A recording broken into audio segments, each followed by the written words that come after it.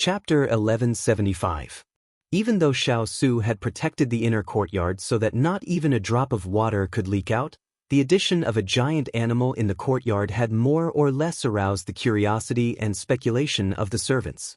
It was just that other than Xi Ning and Bai Yu, no one was able to get close to that room. Everyone was curious, but they didn't dare to violate their prince's rules. Wolves were rare in places where humans lived in groups. If people found out that they had a wolf in captivity, and that it was a snow wolf with a noble bloodline, not only would it alarm those curious people, it would even alarm the Sichuan emperor. This was the so-called treasuring a jade ring becomes a crime. After glutinous rice balls fever subsided, Chu Qingyan took good care of it. After she personally fed it 2 doses of medicine, glutinous rice balls' spirit improved greatly. However, it still lay weakly all day long, but compared to its previous state of being on the verge of death, it was already much better. In the evening, the weather was not so hot, and glutinous rice ball could move around. It was lying in her arms and acting coquettishly. At this time, Hua Xiao, who had been busy for the past few days, appeared in front of her. I was wondering why the security outside was so tight. It turns out that they're hiding a treasure. As soon as she entered the door, Hua Xiao unceremoniously drank a large pot of water. She was travel-worn, but her small face was radiant and looked very pleasing to the eye. Chu Qingyan teased glutinous rice ball while looking up and smiling. It can't be helped. Its existence is too special. When it recovers, I'll send it back. By the way, why did you come back so early today? Hua Xiao walked over and asked about glutinous rice ball. However, when she was stroking its fur, she heard her friend's words and could not help but roll her eyes. It's such a hot day, and I'm so busy that I'm like charcoal. It's not easy for me to come back early today.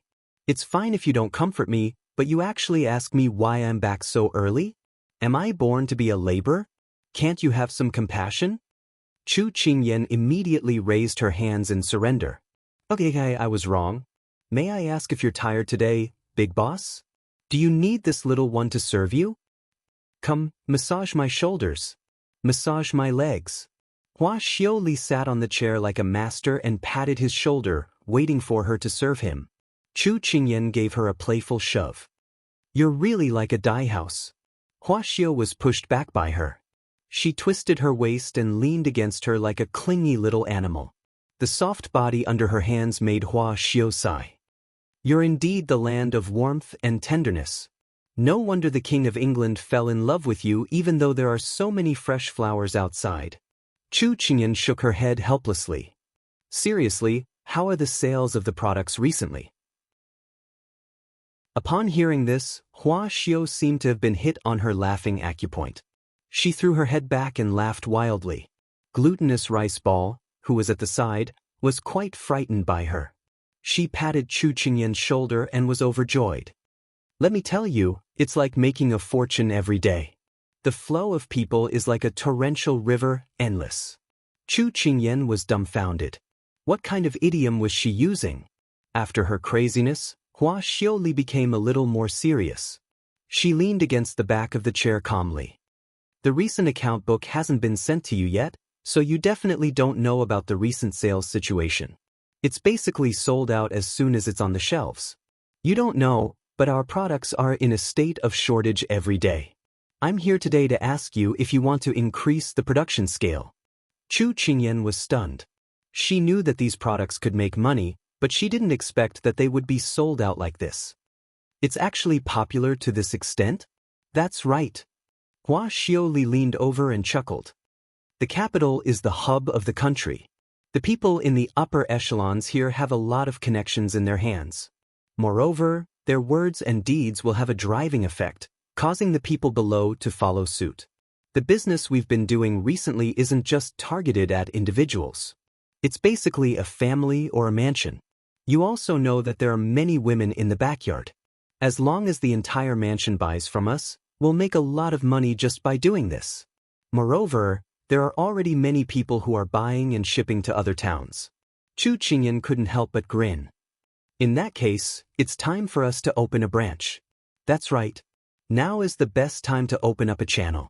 Just now, when we talked about increasing the production scale, It's secondary. Our main problem is that we need someone to take on this heavy responsibility. You know, the location and the source of the goods aren't important. What's important is that we need someone to take care of things. If we don't have an outstanding manager, we won't be able to achieve the effect at all. It's better to have nothing than to have something substandard. Hua Xiaoli talked about business clearly and logically.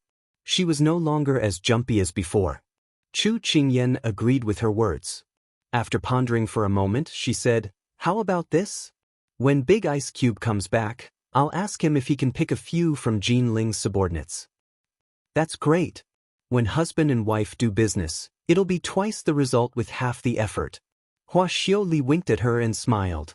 Chu Qingyan glared at her fiercely. Thus, the two of them began to discuss which city to start expanding from. Although the two of them were not very old, and in Jingdo, they were about the same age as those 15 or 16-year-old unmarried girls who were as beautiful as flowers and jade and did not know the hardships of the world.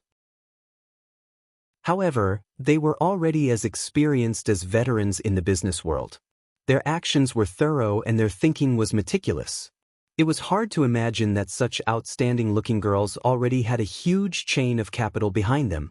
The two of them talked in full swing for a long time and their mouths were dry. At this time, Xining and Jasper each came in with a bowl of iced white fungus and red date soup. "Because you came just in time. I'm hungry." Hua Xiaoli immediately waved at them and said impatiently.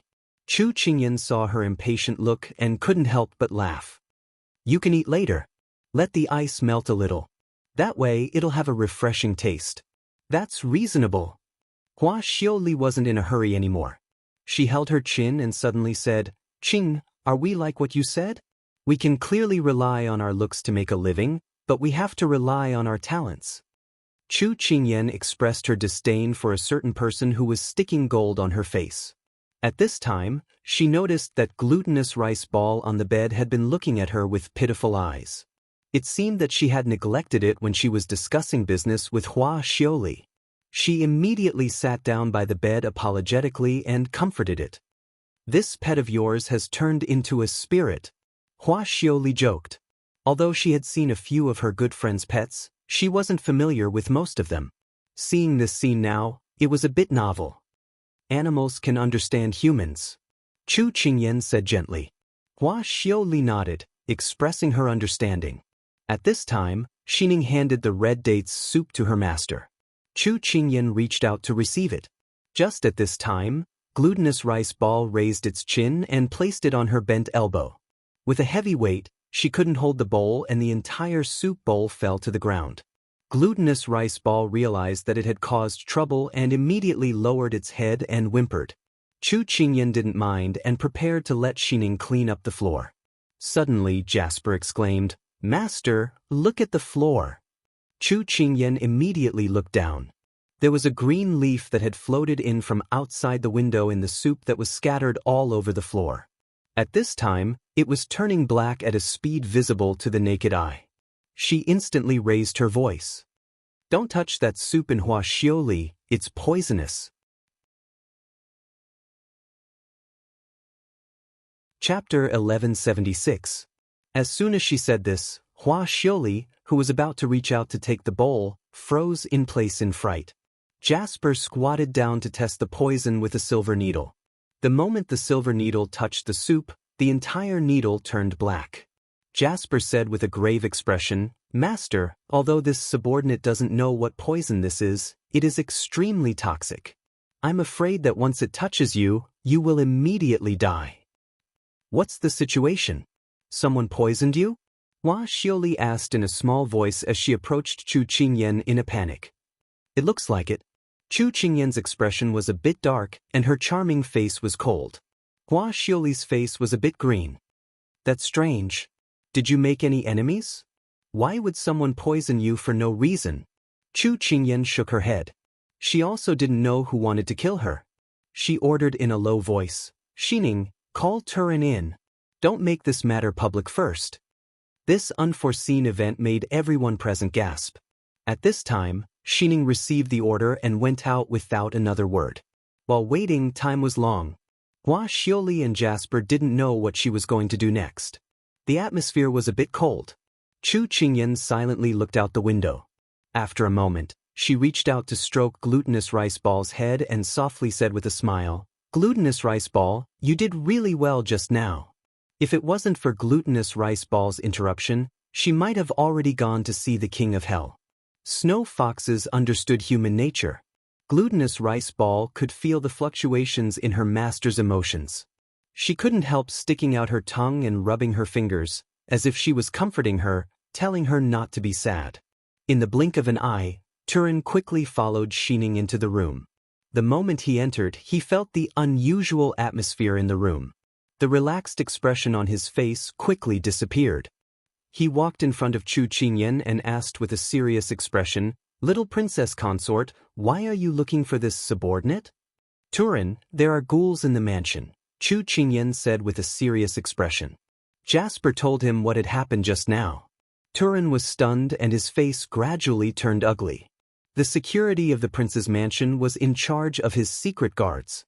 Last time when his master was drugged, he had increased the number of people guarding every corner. He did not expect that someone would take advantage of the loophole this time.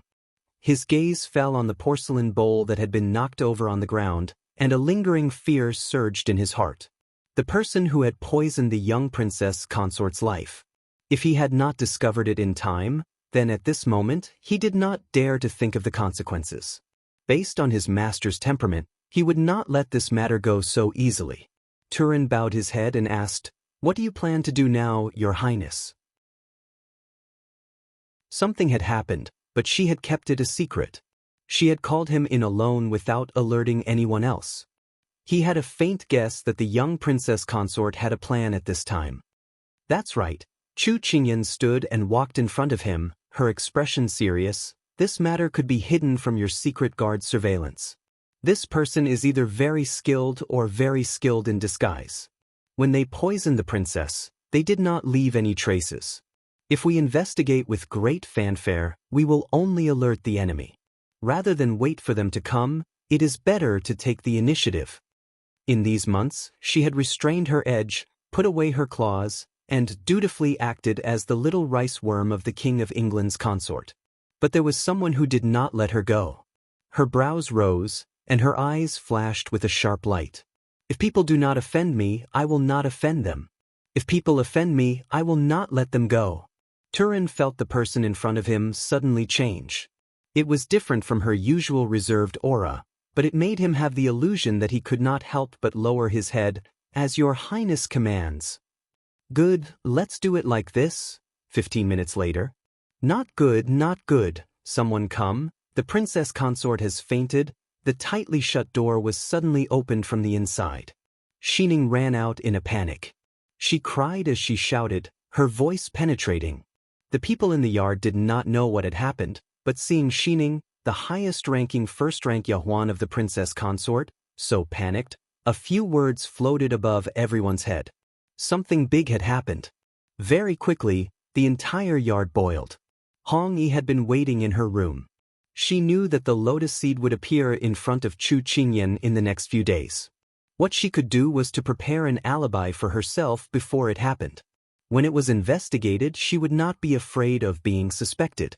At this moment, she heard Xiao mumbling outside. Her heart skipped a beat. Had they succeeded? She was excited and immediately opened the door. At this time, a servant passed by with a panicked expression. She immediately opened her mouth and pretended to be at a loss as she asked, "Xiao Qing, what happened?" Xiao Qing's face was full of anxiety. "Hong Yi Jejia, something bad has happened. The princess consort suddenly fainted. Right now, everyone is looking for a doctor in the city." Hong Yi was pleasantly surprised. Sure enough, it was effective. But she could not show it. She was also frightened. "Then let's quickly go and see if there's anything we can help with." At this time, she had to go and investigate the situation. When Hong Yi walked into the yard, she saw doctors coming in and out. They came in a hurry and left with pale faces. At this time, a doctor staggered out. Hong Yi acted like she was protecting her master and went up to greet him. "Doctor, how is my princess consort?" That doctor shook his head with a grave expression. Then he sighed and walked towards the door of the yard. At this time, another two doctors came out together and whispered, "It's a pity, so young." Hong Yi's eyes lit up. It seemed that she had been poisoned. She was secretly happy, but her face was full of worry. Although that person had said that the poisoned person would immediately go to the yellow springs when he gave her the medicine, now it seemed that it would not be that quick. Perhaps it was related to the dosage of the medicine. But she viciously thought, if she could torture Chu Qingyan before she died, why not? At this time, she really wanted to go in and see how Chu Qingyan struggled before she died. It was a pity that the door was completely surrounded. She did not even have a chance to get close. "What do you mean you're the best doctor in the capital? You can't even treat an illness." Xining's flustered and exasperated voice came from the room. Jasper reprimanded her, "It's no use for you to be anxious now. Lord has not returned yet. Our people can't enter the palace to call for an imperial doctor. Don't make any more trouble." Xining felt very wronged. "Then what do we do? Master's situation is not looking good." "Be quiet, don't spread the news right now. I've already sent people to find His Highness and have His Highness call for an imperial doctor from the palace. We'll just have to see if Master can hold on for this period of time." Jasper's voice was also trembling. It was clear that she was holding on. Hearing the intermittent sounds coming from the room, Hong Yi's lips slowly curled up. Very good, everything was going smoothly. These two girls who hadn't even grown their hair yet were completely unable to hold up the situation at this time. When Lord came back, he would probably only see Chu Qingyan's corpse. This was really satisfying.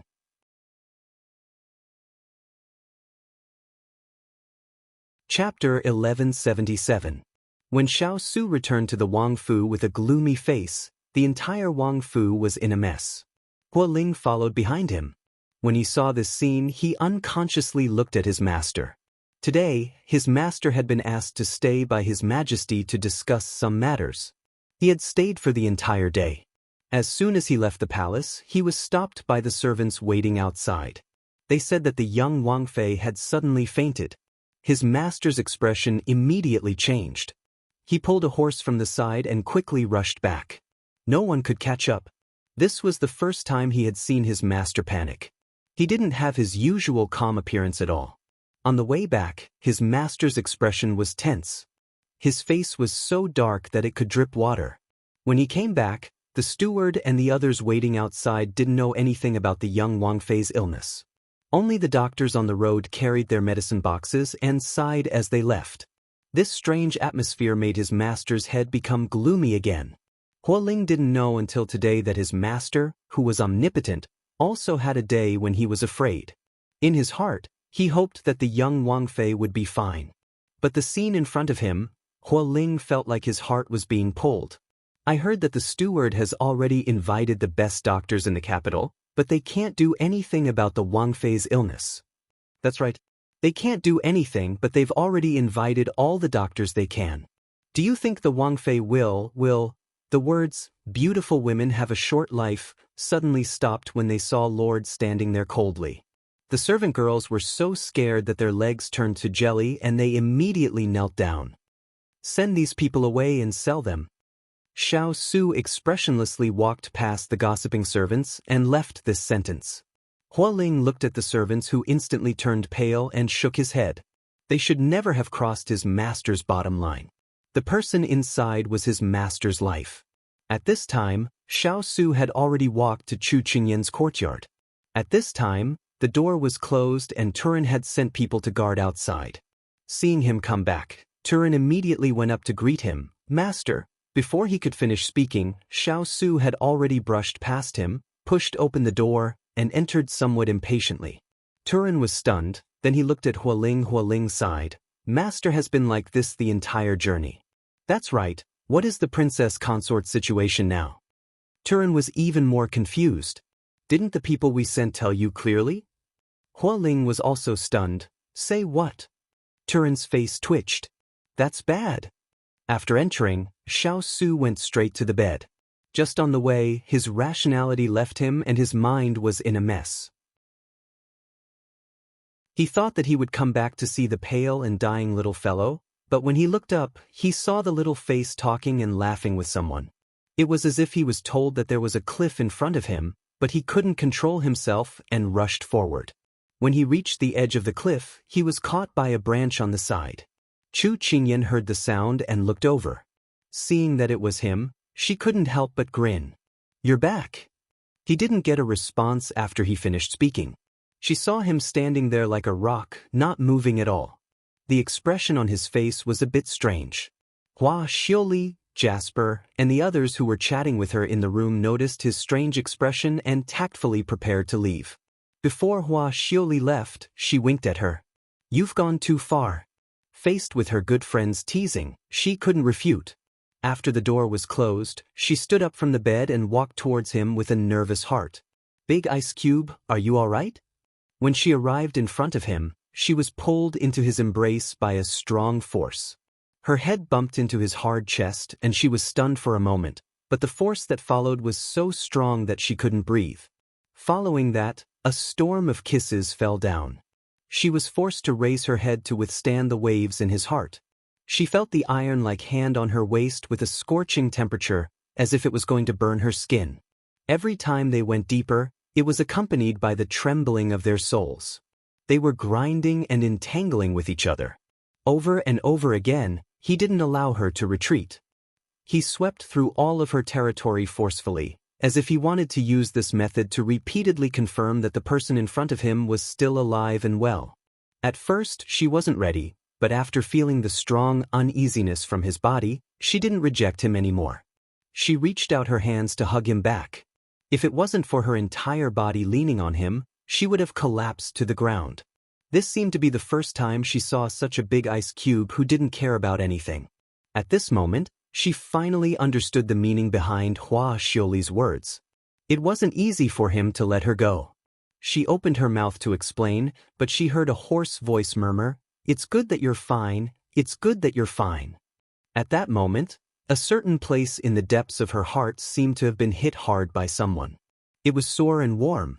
Tears welled up in her eyes as she choked on her sobs. "I'm fine, I'm not poisoned," she quickly explained, afraid that he would worry too much.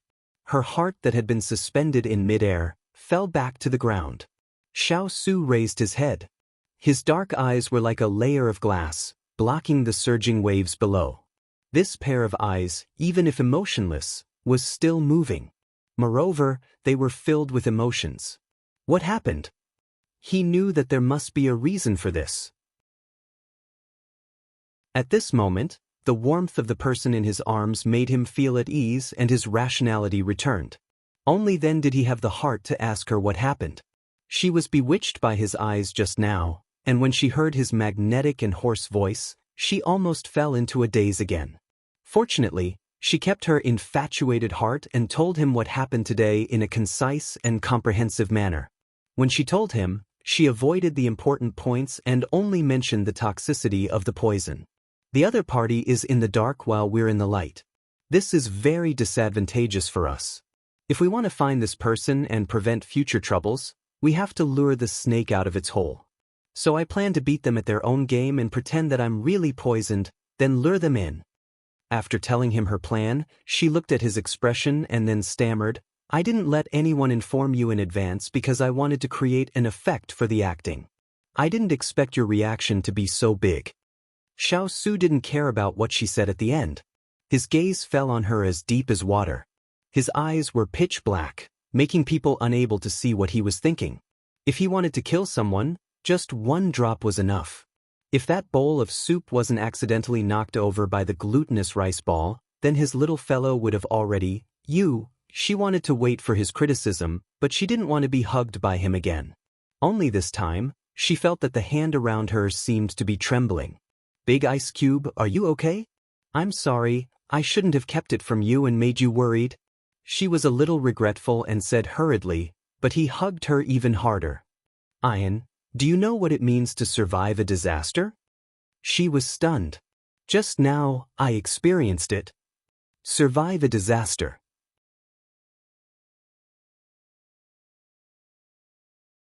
Chapter 1178. The news that Chu Qingyan was seriously ill and unconscious spread through the Wang Fu not long after. Xiao Su's face was as dark as water, causing the entire Wang Fu's atmosphere to become gloomy. Everyone was careful with their words and actions, afraid of offending this king of hell. They were just like the previous servants who were chased out of the Wang Fu for gossiping. All the doctors in the capital had been invited, but no one had a solution. Now, the imperial doctors from the imperial hospital had also come, but they all kept their mouths shut and did not leak any information. The people in the Wang Fu were afraid that they would be implicated, but they were also curious. What kind of illness did the princess consort have that caused the entire yard to be sealed off? Only the two head maidservants, Xining and Jasper, were allowed in and out. No one else could even approach. The news that the princess consort did not have much time to live spread through the Wang Fu. Because of this matter, the Wang Fu was sealed off and no one could leave the Fu, so no one discovered it. This matter only caused waves in the Wang Fu, but there was no news outside. We need 2 new faces to play the role of the imperial doctors. Turin said to Hualing. Hualing scratched his head. I've already used up most of the people here. I'll pull out a few from your side. You'll all be in the dark anyway, no one will recognize you. Turin looked deeply at him. Hualing swallowed and complained, I knew you were petty. Alright, I'll call them myself. After Hualing left, Turin vigilantly observed his surroundings. The young princess consort had told him to pay attention to any suspicious people lingering nearby. Compared to the panic outside, the room was filled with harmony and joy. Glutinous rice ball's body had mostly recovered and was currently circling around its mistress. It was full of vitality and did not look like it was on the verge of death 2 days ago. Is there any movement outside? Chu Qingyan asked Jasper, who was standing on the side. Jasper replied truthfully, when the news of you falling ill spread, it caused quite a stir outside. Everyone is guessing the cause of your illness. Recently, Hualing has begun to investigate suspicious people. Everyone in the Fu is in danger and has been more careful. Chu Qingyan nodded. Alright, that's the effect I want. Because Xiao Su strongly requested that she handle this matter herself, Xiao Su promised not to interfere with her plan. However, his request was that she could not leave his sight before finding the person who poisoned her. At this moment he was sitting behind a desk. Although he was holding a book in his hand, his eyes never left the person leaning against the window. Chu Qingyan also noticed that since she came back yesterday, Big Ice Cube had been following her closely, as if he was afraid that she would suddenly disappear. This made her feel both helpless and touched. At this moment, Glutinous Rice Ball left her side and squatted in front of him, tilting its head to look at him. Xiao Su glanced at it, put down the book, took the dried meat on the plate, and slowly tore it into strips to feed it. Chu Qingyan rested her chin on her hand. The scene of a big ice cube being fed to a glutinous rice ball was indescribably heart-wrenching. Big Ice Cube, I feel that you're especially homely like this. Then a good homely man. Xiao Su glanced at her. I'm not usually homely? She shot herself in the foot. She hurriedly smiled fawningly. No, we're all homely. Glutinous Rice Ball chewed on the dried meat and tilted its head to look at its master. Its eyes were bright as if saying, Master, how can you be so weak? You're the master of our Snow Wolf clan. Sensing Glutinous Rice Ball's disdainful gaze, Chu Qingyan was crying in her heart. She didn't want to either. Xiao Su retracted his gaze and calmly fed Glutinous Rice Ball another piece. He was in a good mood. At this moment, Jasper asked from the side, Master, it's already been a day. Are we still going to continue waiting? Chu Qingyan restrained her expression and nodded without hesitation. Continue waiting. The other party wants my life. If I'm not dead yet, she will definitely make a move. Xiao Su nodded when he heard that. There was a trace of coldness in his voice. As long as this person is still in the Fu, she will appear again. Chu Qingyan did not comment. She thought for a moment and turned to say to the Big Ice Cube, Have Fire Spirit and Turin help me pass on a message. Xiao Su nodded with a frown. It was as the two of them had thought. Hong had been waiting in the room for the news of Chu Qingyan's death from poison. She had been excited at the beginning, but now she was anxious and impatient. She paced back and forth in the room, feeling uneasy. Could it be that there was a problem with the medicine? Logically speaking, even if she did not die immediately from the poison, she would not last for more than 2 hours. But looking at the situation now, it was already beyond her expectations. She had already sent out the letter, but there was still no news. Would the Empress be able to fulfill her promise? Her heart started to feel uneasy and she hated Chu Qingyan even more. Why didn't she die yet? She really was tenacious. When a person reached a certain point, they would start to distort. Hong Yi was like this at this moment. Suddenly, a dart flew in from outside the window. She quickly caught it and then quickly walked to the window. There was no one outside, so she lowered her head and took down the paper on the dart to read. Master said, "I want to see the person if she's alive, and the corpse if she's dead." There was a plum blossom mark on the bottom of the paper. This was the secret signal between her and the Empress. Hong Yi clenched the paper in her hand and revealed a vicious expression. "Have you heard? The imperial doctor from the palace is very skilled and said that he can save the princess consort's life. As long as the princess consort survives tonight, she will wake up." "Yes, I also heard about it. You didn't see that the security in the courtyard is not so strict. That's because the Lord's mood has improved a lot. He ordered the guards to withdraw and rest. The princess consort's illness came so suddenly. Isn't my cousin helping Dr. Shun to get the medicine? Dr. Shun said that if it continues to drag on, he will have to prepare for the princess consort's funeral." After staying in the room for a while, Hong Yi came out to inquire about the news. She didn't expect to hear about it so quickly. She looked at the maidservants gathered in the corridor and her face became gloomy. Didn't that person tell her that there was no cure for this poison? How can there be someone who can detoxify it? Hong Yi gritted her teeth and hated herself. She really can't do anything right. Chu Qingyan has already stepped into the palace of the King of Hell. She didn't expect that someone could pull her back. Bai Ji turned her head and looked at the closed door of the courtyard. Her heart was somewhat conflicted. Should she let her go or not? After a while, Bai Ji clenched her fists. This was a once-in-a-lifetime opportunity. If she let her escape, it will be more difficult to kill her in the future.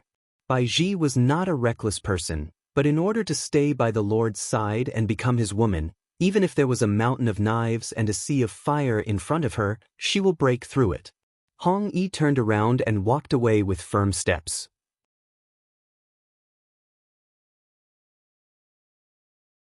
Chapter 1179. Nightfall. Outside, the third watch sounded and everything was quiet. A figure appeared on the roof like a ghost. The black figure crouched down and stared at Chu Qingyan's courtyard. In the courtyard, there were guards patrolling back and forth. But because they hadn't rested for 2 days, most of them looked tired and yawned from time to time. The black shadow seized the opportunity and flipped over the wall. Then he jumped onto the tallest tree in the courtyard. Finally, he took advantage of the fact that the guards were listlessly taking turns to land on the ground. Then, he flashed under the window and gently pushed the window open. With a leap, he entered the room in a beautiful arc and closed the window. Everything happened so fast that no one could react in time. The black figure stood still in the room and scanned the surroundings. Other than the person on the bed, there were no other maids around. This was simply the heavens helping her. That's right, she was Hong Yi. The Hong Yi who hid her martial arts skills. At this moment, she was looking at the bed covered by the veil with a smug and hateful gaze. Tonight, success or failure depended on this one move. She couldn't be more familiar with this room, so in the darkness, she walked towards the bed. Because of the luminous pearl placed on the bedside, a faint glow spread in all directions, illuminating the beautiful face of the person on the bed. Hong Yi lifted the veil and saw the scene of this pearl beauty. Although she was poisoned and in a coma, her natural beauty couldn't be concealed. She couldn't help but feel a little jealous. "So what if you're beautiful? Aren't you still lying on the bed and waiting to be slaughtered by me?" Her tone was very harsh, like a poisonous snake spitting out its tongue, coldly and viciously glaring at its prey. She pulled out a dagger from her sleeve and the light from the blade shone on her eyes. She curled her lips and slowly said, "Chu Qingyan, you can't blame me. Who asked the Lord to like you? You're so lowly, what right do you have to make the Lord treat you differently? So if you have anything to say, go to hell and say it to the king of hell. Her gaze landed on Chu Qingyan's jade-like face, and she smiled viciously. Don't worry, I'll disfigure your face and leave your most unique side in Lord's memory. Hong Yi laughed in a low voice, which was indescribably eerie in the dark night. After enjoying the last moments of Chu Qingyan's life and satisfying her despicable heart, Hong Yi raised the dagger and ruthlessly stabbed it into Chu Qingyan's heart with resentment and pleasure. Go to hell. Ah. When the tip of the dagger was less than an inch away from Chu Qingyan's chest, her hand could no longer move. Hong Yi, who had been quietly closing her eyes, suddenly opened her eyes. Her eyes were clear, and there was no sign of drowsiness. Hong Yi was shocked. She had fallen into a trap. One sitting and one lying down, the two of them looked very harmonious, but when they looked at each other, a storm was brewing. Hong Yi, I didn't expect it to be you. Chu Qingyan was still digesting the words she had just muttered to herself, and her gaze was cold as she looked at her. Although she had been discovered, Hong Yi didn't panic at all. She smiled contemptuously. That's right, it's me. I'm here to take your life. After saying that, she used her other hand to attack Chu Qingyan. Chu Qingyan subconsciously raised her hand to block, and Hong Yi took this opportunity to shake off her grip and retreat a few steps. However, it was at this time that the sound of footsteps came from outside. Soon, the light of the lanterns shone in. Chu Qingyan lifted the blanket from the couch and stood up. Her gaze was as calm as water as she looked at her. Hong Yi, you've already been surrounded. Surrender yourself. Hong Yi looked around. Outside the window, at the entrance, there were many lit torches. A group of people had surrounded the entire courtyard, and the person in the lead was the person she had been thinking about for a long time. Surrender myself? Could it be that you're going to let me go? Chu Qingyan, I'm not a 3-year-old child. If I surrender, I won't be able to live. Hong Yi pointed her dagger at her and said with a fake smile, I heard that your martial arts were personally taught by Lord. Then let me see it today. Saying that, she made the first move and attacked Chu Qingyan. She actually took the opportunity to attack while they were talking. How despicable! Hua Ling, Jasper and the others wanted to rush forward, but at this time, Xiao Su raised his hand to stop them. Let's watch first. Just now the little fellow had given him a signal. Since she wanted to personally take care of her, then he would keep his promise and let her make a move. So in the middle of everyone's encirclement, Hong Yi and Chu Qingyan began to fight. Hong Yi's attacks were very vicious. Her movements were fast and fierce, and her moves were very similar to those of an assassin. Lord seems to be very assured of you? Aren't you afraid that I'll hurt you? Hong Yi sneered as she made her moves. Chu Qingyan held onto her flexible sword and countered every move that came her way. When she heard Gu Ruoyun's words, she subconsciously looked at Gu Ruoyun and realized that when Gu Ruoyun was looking at the big ice cube, her eyes were filled with adoration, love, and bitterness. She calmly said, You don't have the ability to hurt me. I'm asking you, who do you belong to? Do you think I'll tell you? Hong Yi rolled her eyes as she asked back. Chu Qingyan ignored the sarcasm in her words and continued to deal with her. Hong Yi, why do you have such a strong hatred towards me? Perhaps the person behind her wanted to kill her, but she could not figure it out. Just how did she offend her? Was it because she was the Big Ice Block's future princess? When she said this, the indifference on Hong Yi's face broke. Her eyes were scarlet red and filled with anger as she looked at the person in front of her who had shown a kind face from beginning to end. Chu Qingyan, what qualifications do you have to stand by Lord's side? You don't have a rich and noble family. The Chu family is in dire straits, so how can you help Lord in the future? Moreover, your appearance has sapped His Highness's will, causing him to lose interest in the world. You will be a stumbling block for His Highness in the future. What right do you have to act as the mistress of the prince's mansion? Do you know how disgusting you are? The Hong Yi in front of Chu Qingyan had a sinister look on her face. She no longer looked as gentle as she used to be. Instead, she looked like a poisonous beauty who was constantly spewing venom.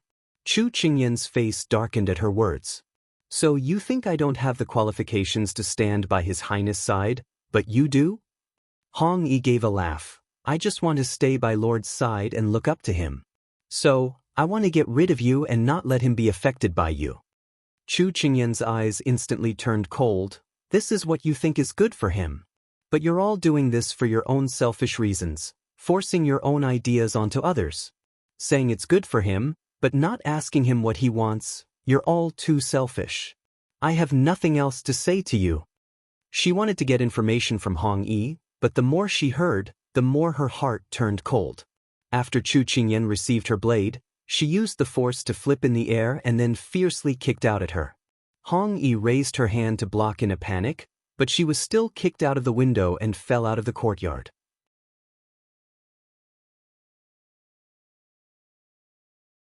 Chapter 1180. After Hong Yi was thrown out, Chu Qingyan landed from the air and put away her sword. Her complexion was not good, because what Hong Yi said just now had crossed her bottom line. Her bottom line was Big Ice Cube. In the past, Empress Liang had said that she was doing this for Big Ice Cube's good and would use her life to force him to help her achieve her goal. This was enough to make her heart turn cold, but because the other party was Big Ice Cube's birth mother and an elder, she could not do anything. But Hong Yi was different. She said that she was doing this for Big Ice Cube's good, but she was doing things that harmed others for her own benefit. She could not take this lying down. If everyone thought this way, then wouldn't they be able to use this excuse to help themselves hurt others and make others feel grateful? It was simply too disgusting. In the end, she was too selfish. When Chu Qingyan walked out of the room, her body was filled with killing intent. When Xining and Jasper came up to greet her, they could clearly feel her emotions. The two of them couldn't help looking at each other. What did this Hong Yi do to Master? How did Master change from a gentle little girl to a cold-faced witch in the blink of an eye? Seeing the little fellow walk in front of him, Xiao Su reached out to touch her forehead. There's nothing to be angry about. It's fine as long as we caught the person. He did not know what the two of them had said when they were fighting, but he could see that the little fellow was very unhappy. If the little fellow was unhappy, he would also be unhappy. So, Xiao Su turned around and said to Hualing, "Take her away. No matter what method you use, you have to pry open her mouth." So what if she was a woman? She dared to hurt his little fellow. Even if he had to bear the infamy of bullying women, he would not hesitate. "Lord, you can't treat this servant like this." Hong Yi was already under control. She spat out a mouthful of blood and her face was a bit pale. Hearing this, she recovered from her dizziness and her voice was filled with pleading and attachment. This king cannot tolerate betrayal the most. No matter who is behind you, you are no longer someone from the King of England's palace. Xiao Su coldly said, not even willing to look at her. Hong Yi's eyes were red as she cried out, "Lord, Hong Yi has always been loyal to you." Xiao Su coldly looked at her. "When I brought you back from the famine, it was to give you a place to settle down. If you did your job properly, the king's palace would have taken care of you until you were old, but you hid your martial arts and had a vicious heart. You kept causing trouble for Ian. Do you think you are loyal to this king or the master behind you?" Hong Yi sat down on the ground. She had been in the king's palace for more than 10 years and knew him the best.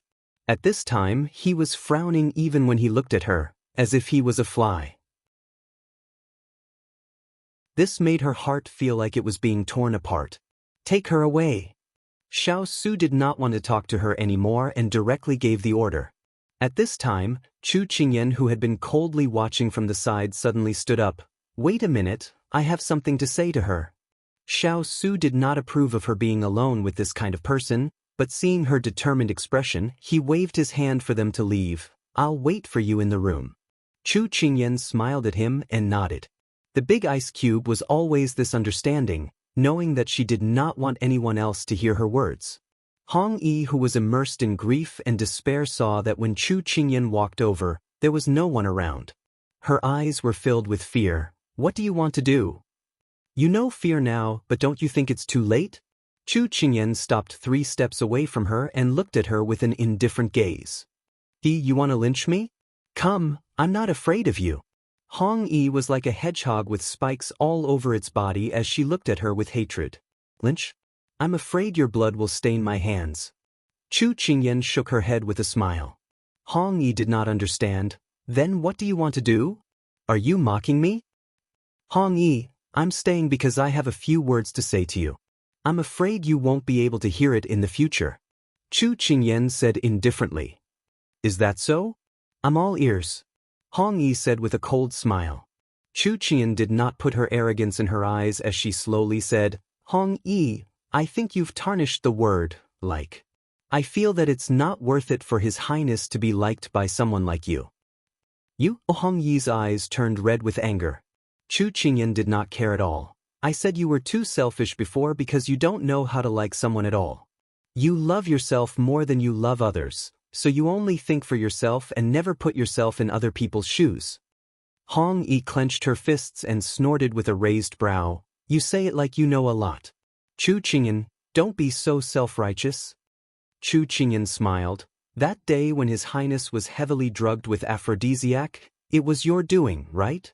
The questioning tone and affirmation made Hong Yi's heart clench. Her face darkened. I don't know what you're talking about.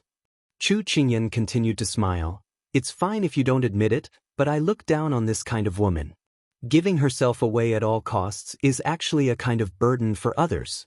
Also, not everyone is so greedy for beauty.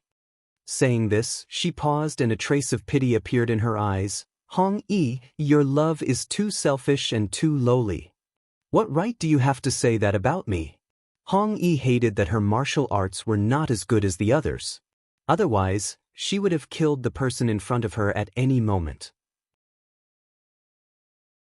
Seeing her fly into a rage, Chu Qingyan was as calm as before. Do you really think the Empress will accept a woman like you and keep you by His Highness' side? Chu Qingyan, you think you're omnipotent and can obtain everyone's love? I'll tell you, the Empress has always seen you as a thorn in her side. She promised me as long as I can. Saying this, her voice suddenly stopped. Hong Yi looked dazedly at Chu Qingyan in front of her who was staring at her like a torch. She was shocked that she had let the cat out of the bag. It really is her. Chu Qingyan's voice turned cold. Hong Yi finally reacted. Were you trying to provoke me just now? To get information from me? Chu Qingyan looked at her without commenting. Do you know why I kept you when you made so many mistakes in the past? Was it to raise a tiger? No, I always felt that there was someone behind you. I didn't think that my intuition was right. Then how did you know it was the Empress? Hong Yi was shocked by her honesty. She suddenly felt that she had never seen through the person in front of her. In the past, she had been blinded by hatred and treated a fox as a little sheep. Or perhaps it was because she didn't want to admit her abilities and subconsciously thought that she wasn't worthy of her master. Actually, among all the women in the capital, she was the most outstanding. Hong Yi seriously looked at Chu Qingyan for the first time. That peerless face with those bright eyes and that red dress that fluttered in the night wind gave people a sacred feeling that couldn't be profaned. This kind of woman really made people jealous.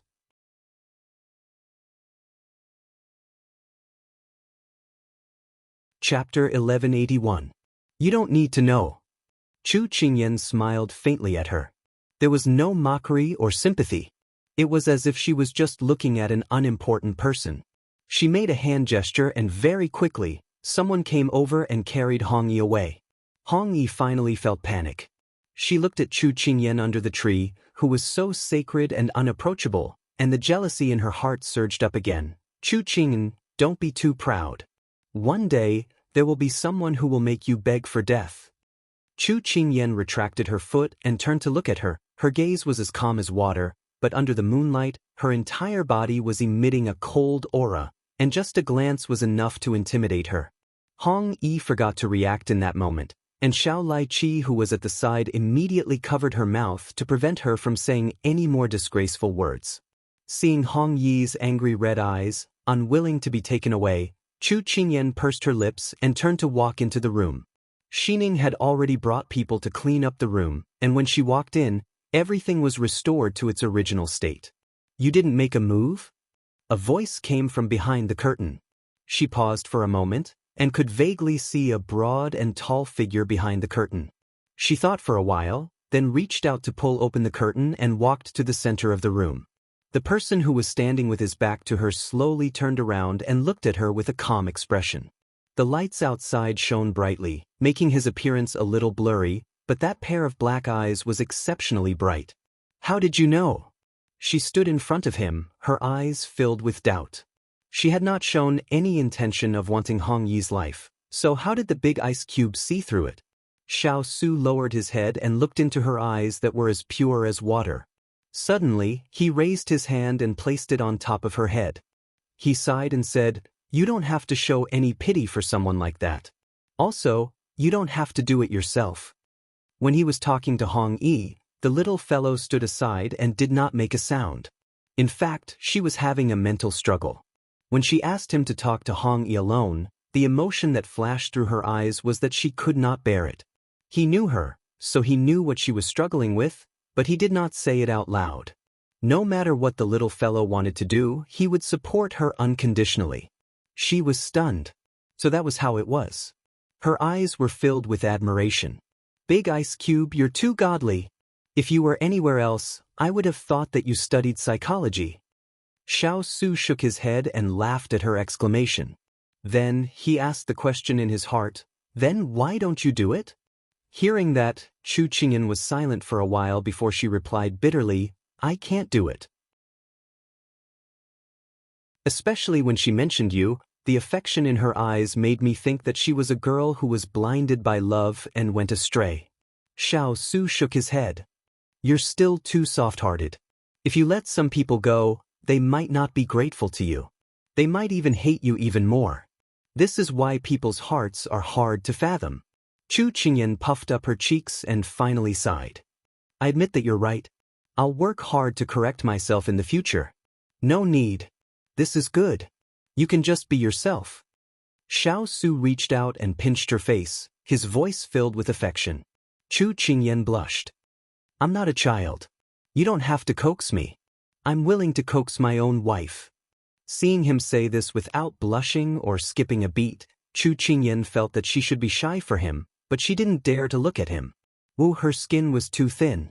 It wasn't as thick as a big ice cube. "Tell me, why did you suddenly want to take her life? This isn't like you."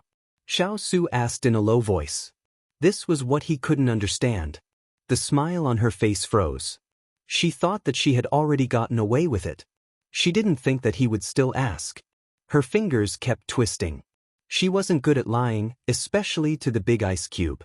She had always told him everything she knew. Now, she was a bit panicked. She couldn't tell the big ice cube that the person behind Hong Yi was the Empress, his mother. The reason why she wanted to get rid of Hong Yi was because she didn't want him to know that Hong Yi was a spy that his mother had placed by his side to monitor his every move. If the big ice cube knew that the aphrodisiac was his mother's idea, how would he feel? If he knew that the person who wanted to kill his future wife was his mother who had raised him, how disappointed would he be? Parents, other than their loved ones and children, were the people they loved the most. She knew that the big ice cube and Empress Liang didn't have a good relationship, but after all, they were related by blood. He had always been a filial son. No matter what the Sichuan emperor did to him, he never cared about it because he valued his family. If Hong Yi was alive, her mouth wouldn't be hard enough. Xiao Lai Chi would pry out those secrets. Then, would the big ice cube experience the betrayal of his family again? She didn't dare to think about it anymore. If she knew earlier, she would have killed her with a sword to prevent future trouble. Just as her expression changed, Xiao Su suddenly said, "Forget it. You naturally have your reasons. I won't ask." The surprise came too suddenly. Chu Qingyan threw herself at him and hugged him. "Long live understanding." Xiao Su smiled and pulled her into his arms. He said in a low voice, "You mischievous spirit." She leaned in his arms and laughed mischievously. "Big Ice Cube, let's make a deal. How about you let me be in charge of interrogating Hong Yi?" She blinked and smiled mischievously.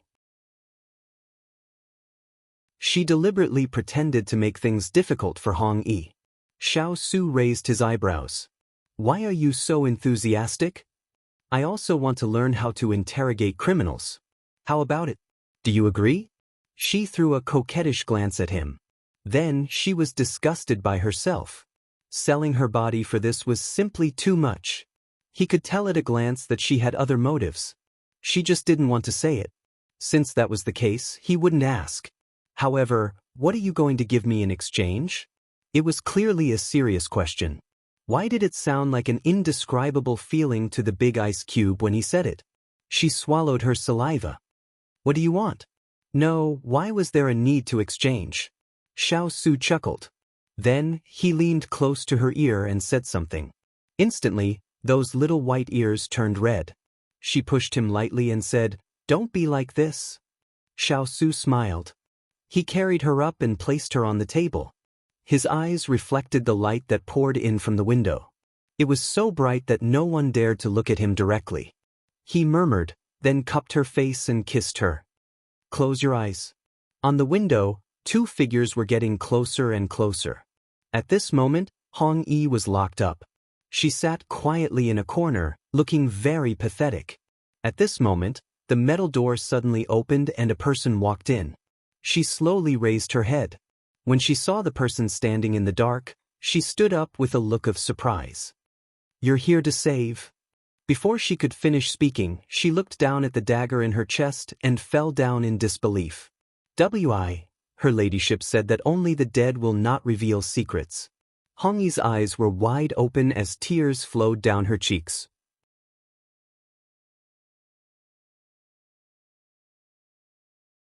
Chapter 1182. When Chu Qingyan and Xiao Su received the news, Hong Yi was already dead. Seeing that Hong Yi was covered with a white cloth, Chu Qingyan closed her eyes and looked away. It was hard to imagine that a person who was still alive in front of her just a few hours ago was gone just like that. Even if she had committed the most heinous crimes and committed all kinds of evil deeds, she still died in such a way, which made people sigh. Xiao Su held her shoulder and said, "Let's go." She watched as Hong Yi's body was sent away, then nodded and followed him out. Big Ice Cube, bury her properly. After all, she stayed in the palace for more than 10 years and helped you maintain the peace in your backyard. Chu Qingyan asked. Xiao Su nodded, "I'll do as you say." She sighed softly. In this world, other than life and death, there was nothing else important. Once you leave this world, then your love and hatred, your past, your everything, will disappear with the passage of time. If you want people to remember you forever, then you have to live well. Because if you are no longer here, then you will never be able to find a trace. Even those memories will be mixed up with time, and then become blurry, until you can no longer remember them. After the sadness of spring and sorrow of autumn, Chu Qingyan suddenly became serious. Big Ice Cube, there is actually someone who can hide from the fierce cavalry and silently kill Hong Yi. We have to investigate this matter properly and find that person. After the little fellow finished speaking, Xiao Su said with a cold expression, "I already know who it is." "You know who is it?" Chu Qingyan was surprised. "I will handle this matter, you go back and rest." He did not tell her clearly, but only rubbed her head and said with a deep voice. Chu Qingyan was slightly stunned. Maybe she could not help, but the Big Ice Cube did not want her to know. Since that was the case, she would not interfere and let him handle it. Although they found out Hong Yi and knew the person behind it, because of the other party's identity, they could not act rashly and could not easily condemn them. This matter could only be considered as coming to an end. These 2 days she did not dare to relax. Hearing the Big Ice Cube's words, she was also a bit tired, so she did not stay and turned to walk back to her own courtyard. After the little fellow left, the warmth on Xiao Su's face slowly dissipated with the rise of the sun, leaving behind a dark and cold expression. "Where are Gu Rong and Gu Yi now?" Xiao Su asked expressionlessly. Tu Ling, who was standing by the side, thought for a while before replying, "Because Master has not brought them with him these few years, this subordinate has assigned them to the secret guards in the manor. They are responsible for the protection of the manor." Speaking of this, Turin remembered that when Master was young, the Empress had placed them by his side as playmates. Later on, because of this relationship, Master often left them in the palace when he went out to travel and fight. The last time he brought them with him was 5 years ago when Master returned to the palace victoriously. When Master suddenly mentioned them, he couldn't help but think of Hong Yi's death. He thought about it and connected many things together. Suddenly he had a bold guess. This guess made him tremble. Could it be, bring them here, Ben Wang wants to personally interrogate them? The Earth Spirit did not dare to delay and immediately ordered someone to summon the two of them. After giving his instructions, he turned around to look at the person standing under the tree. The person's black robe fluttered in the wind, but the tall and straight figure gave him an inexplicable feeling of loneliness. He quickly drove this thought out of his mind. How could Master have such an expression? He must be seeing things. When Chu Qingyan returned to her room, she coincidentally bumped into Hua Xiuli and Lin Fengyi who were looking for her. She invited the two to sit at the stone table under the shade of the tree. How did the two of you have time to come over together? The two of them had previously stayed in the Wang Fu temporarily. Later on, for some reason, Lin Fengyi bought a courtyard outside and the two of them moved out, living a cohabiting life where no one would disturb them. Because Hua Xiuli had always dressed as a man outside, it did not cause much of a stir. Hua Xiuli pointed at the person beside her. He heard that something happened to you, so he came to visit. At this time, Lin Fengyi nodded with a smile and said in sympathy, "It's very fortunate that you managed to escape safely this time. He had nothing to do today, so he came to visit you. Actually, he heard that the one in your family had lost her composure because she was too anxious that day. He didn't see it with his own eyes, so he came to visit you today to ridicule the one in your family." Hua Xiuli did not have any awareness of betraying her own people and giggled as she revealed everything. At the side, Lin Fengyi held his forehead helplessly. How can there be such a daughter-in-law? It's really a family misfortune. Hua Xiuli's face reddened and she stomped her feet. When did I become your daughter-in-law? Don't talk nonsense. You're ruining my reputation. Lin Fengyi ignored her daily stomping and turned to ask Chu Qingyan, have you caught the person? She did not hide anything and directly told the two of them what happened last night. Wow, that was so exciting. If I had known, I would have stayed last night.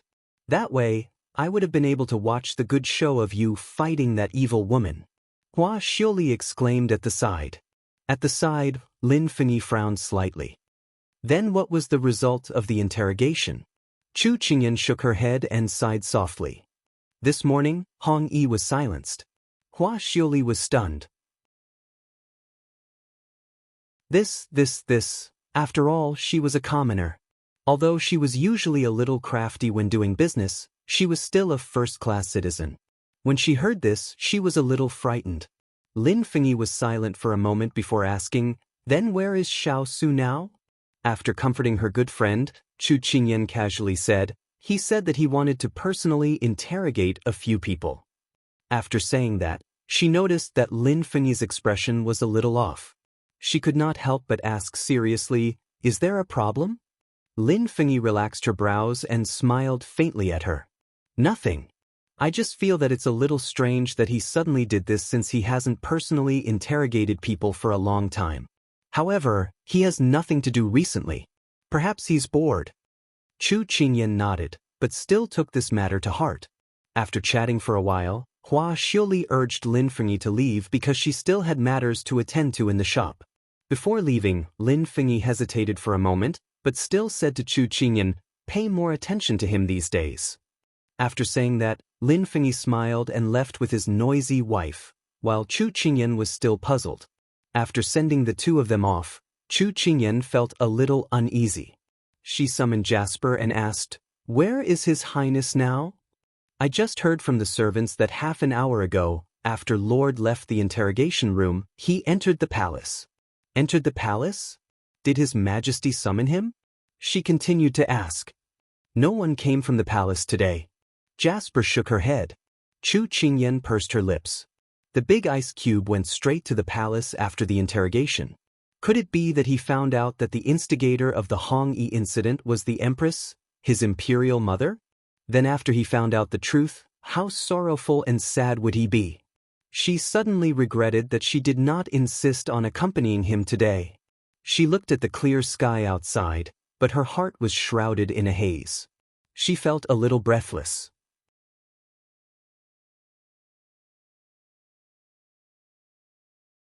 Chapter 1183.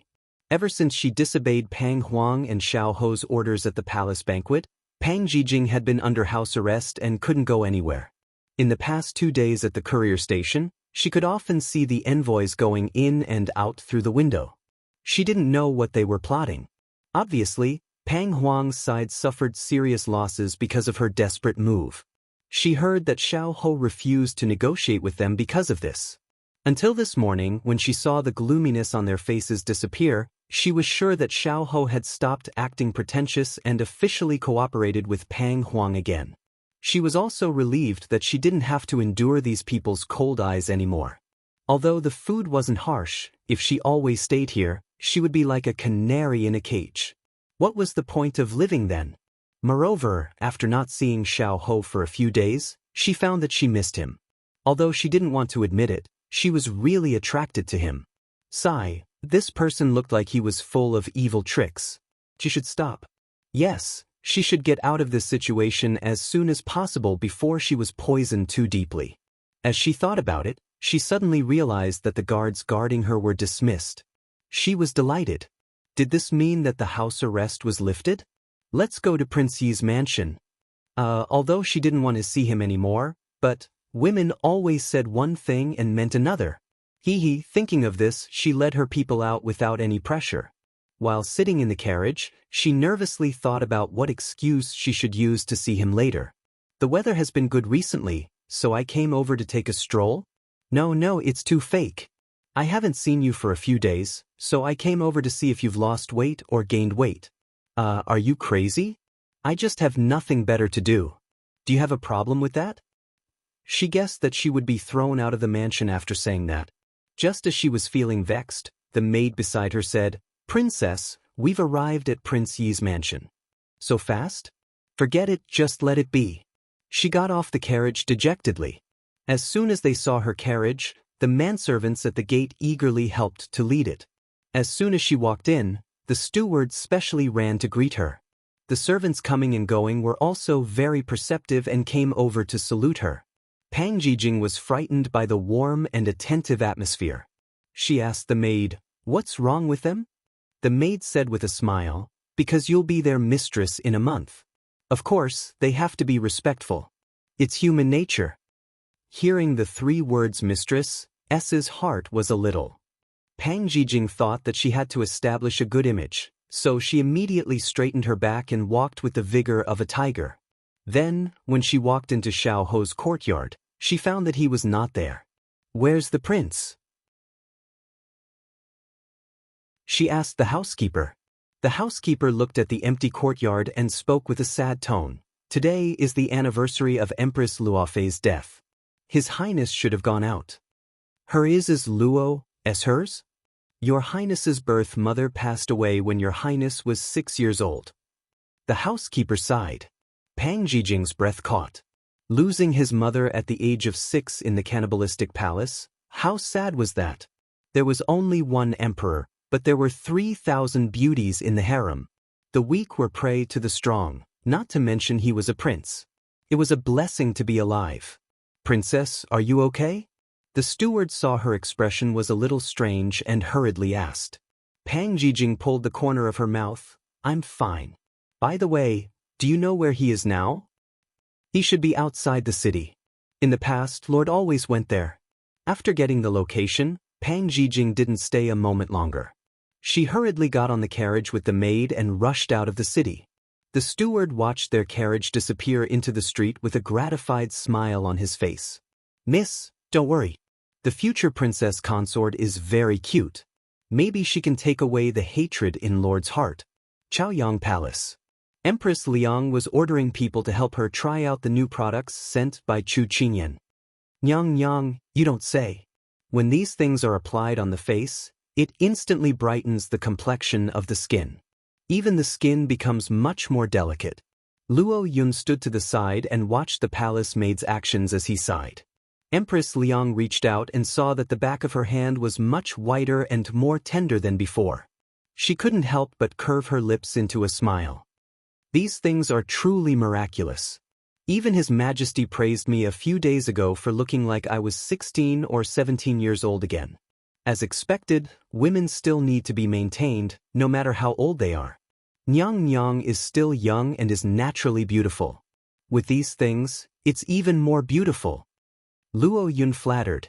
Empress Liang glared at her. After so many years, your mouth is still so sweet. This servant is speaking the truth, replied Luo Yun with a smile. Empress Liang happily stroked her face in the mirror. The more she looked, the more satisfied she was.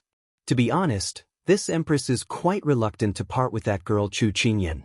It's a pity that she doesn't know how to appreciate favors. Luo Yun agreed. This can only be blamed on Miss Chu's family background. She can't help His Highness much. Nyang Nyang is also thinking for His Highness. 0-inch, but Su-er can't understand this empress's good intentions. As Empress Liang spoke, she face-bombed and sighed. Right, is there any news from Hongyi? I've already ordered people to take care of it, but they haven't reported back yet. It's probably because the security is too tight and it's hard to send a message, analyzed Luo Yun.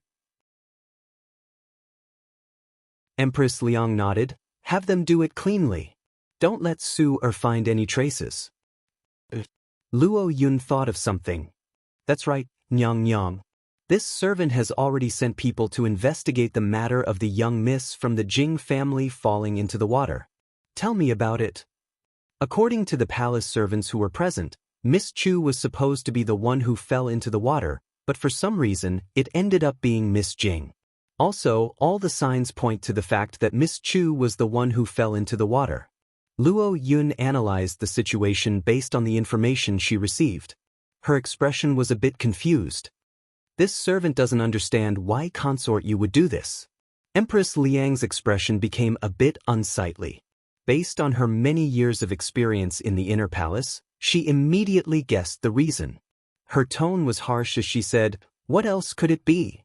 Xiao Ran has taken a liking to Chu Qingyan, so consort you wants to use this unscrupulous method to make Su-er break off the engagement. She wants to slap this empress in the face and satisfy Xiao Ran's wish." Fourth Imperial Prince and Miss Chu? Luo Yun was stunned.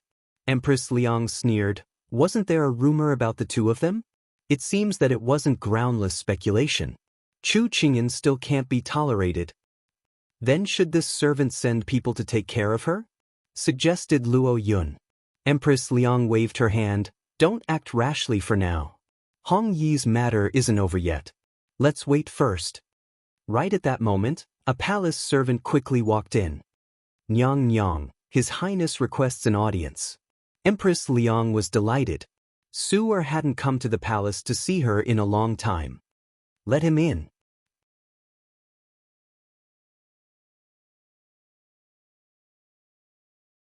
Chapter 1184. In contrast to Empress Liang's joy, Luo Yun was a bit worried. Your Highness, could something have happened for His Highness to come at this time? Empress Liang raised her brows. What could have happened? Luo Yun, you're overthinking things. Luo Yun bowed her head with a smile. This servant is overthinking things. His Highness came to visit you out of filial piety. This servant will order the servants to prepare fruits and snacks right now. Empress Liang waved her hand. You can withdraw. It was rare for Su-er to come today, so she had to tell him that there were some vacancies in the imperial court recently. She had him think of a way to recommend people from his uncle's side to His Majesty. Xiao Su entered the hall and immediately saw Imperial Mother sitting at the head of the table. He walked in front of her and bowed. I greets Imperial Mother. Su, you haven't come to visit this consort since the palace banquet. The older you grow, the more distant you become from Imperial Mother. Empress Liang was a bit angry when she saw his cold appearance. Xiao Su replied indifferently, I've been busy with court matters recently, so I rarely come to accompany Imperial Mother. Imperial Mother, please forgive me. How could Empress Liang not hear the perfunctory tone in his words? She chuckled. This consort thinks that you're enjoying yourself so much that you've forgotten about home and Imperial Mother to the back of your mind. Xiao Su looked at her coldly. Imperial Mother, please be careful with your words. Empress Liang was furious when she heard this. Ranner, don't think that Imperial Mother is far away and doesn't know. That lowly wench Chu Qingyan is about to make you a cuckold. Could it be that you're going to swallow this humiliation? That slut Fu Yu also gave birth to a son like that. If the upper beam isn't straight, the lower beam will be crooked. He always wants to steal other people's things. Imperial Mother already told you to stay away from Xiao Ran, but you wouldn't listen. Look, he schemed against you during the palace banquet. If it wasn't for someone accidentally replacing her, our Liang family's reputation would have been ruined by Chu Qingyan and we would have become the laughingstock of the capital. Empress Liang kept calling her a bitch. Xiao Su was annoyed by the Liang family's reputation. He said coldly, "So this is the reason why you want Ayan's life?" What? Empress Liang did not react. "Hong Yi is one of your people, right?" Xiao Su said with certainty. Empress Liang was a little flustered. However, she couldn't reveal any flaws. If she was caught by him, their relationship would deteriorate further. Therefore, she pretended to be calm and said, "What are you talking about? Why couldn't Imperial Mother understand? Isn't Hong Yi the head maidservant of your inner court?" Hong Yi was secretly groomed to be an assassin by the Liang residents from the moment she was born. When she was 6 years old, she was arranged to join the famine crowd. In the end, she was taken into the prince's residence by I. I didn't say anything wrong, right? Empress Liang was stunned. She didn't think that he would be able to investigate something that happened so long ago. The Liang residents had indeed secretly groomed a large group of assassins. Back then, she had wanted to place a spy by his side to report on his every move, so she had asked her father for one. However, she couldn't admit it at this moment. Once she nodded, then everything she had done before would be exposed. This son of hers could do anything, but he could not tolerate betrayal. Therefore, she refused to admit it and said, "Imperial Mother doesn't know anything about what you're saying. If you want to condemn someone, you can easily find a pretext. If you really hate Imperial Mother, why do you have to find these reasons? Just say it directly. Imperial Mother can take it." Xiao Su looked deeply at her. The exquisite makeup, the flawless expression, and the weeping accusation were all very well acted. If the person sitting in front of him wasn't his Imperial Mother, he probably wouldn't have given her a chance to quibble. "Imperial Mother, I will give you one more chance. Were you the one who ordered people to poison Ayan?" Empress Liang saw that Su Yi kept insisting on Chu Qingyan and was even questioning her for someone who was not related to him by blood. She was so angry that she laughed. Are you crazy?" "Crazy?" The corner of Xiao Su's mouth twitched. "I think that the person who's crazy is Imperial Mother." Empress Liang slapped the table heavily. She furrowed her brows and said angrily, "Xiao Su, watch your attitude. It seems that Imperial Mother intends to deny it to the end. No matter, I brought a witness into the palace. If you have nothing else to do, you can meet him." Xiao Su smiled coldly, then clapped his hands. Soon, the sound of footsteps approached from afar. Empress Liang was shocked. What the hell was he doing? Soon, the person was brought in. It was a young man covered in blood. Although his face was swollen, it didn't affect his identity. After Empress Liang saw him clearly, she froze in place. It was Gu Yi, the other spy she had placed at Xiao Su's side. "You had Hong Yi murder Ayan. After the plan was exposed, you ordered Gu Yi to silence her. So from the beginning, Gu Yi was the middleman you used to contact Hong Yi. Do you still want I to continue speaking for you, Imperial Mother?" Xiao Su expressionlessly looked at his mother, whose face had turned pale. An unknown emotion flashed through his eyes, and his entire person became even colder. Everything had already been exposed. Empress Liang wasn't the kind of person to pester endlessly, so she wasn't that panicked anymore. She might as well smash the broken jar. "That's right. This consort placed Hong Yi at your side because this consort wanted to understand your daily life through her. This consort wanted to know what you were doing. Killing Chu Qingyan was this consort's idea, so do you want to take revenge for her? What is Chu Qingyan worth? Is she worth you disobeying your own Imperial Mother for her? Was this gloomy and cold woman really his Imperial Mother? I won't take revenge on you because Ayan wouldn't allow I to do so. Otherwise, she wouldn't have wanted to personally silence Hong Yi and hide your identity as the mastermind. It's a pity that you exposed yourself. She is a kind and good girl. It's a pity that you never understood her good side.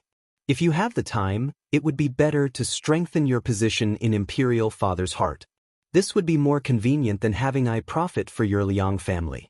After Xiao Su finished speaking, he ignored her anger and continued, I came to the palace today to tell you something.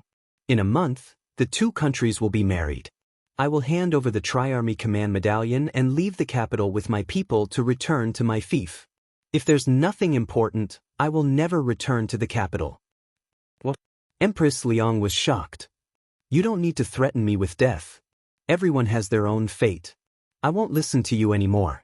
Also, before I leave the capital, I won't come to Chaiyang Palace again. I hope you take care. Xiao Su bowed slightly to her.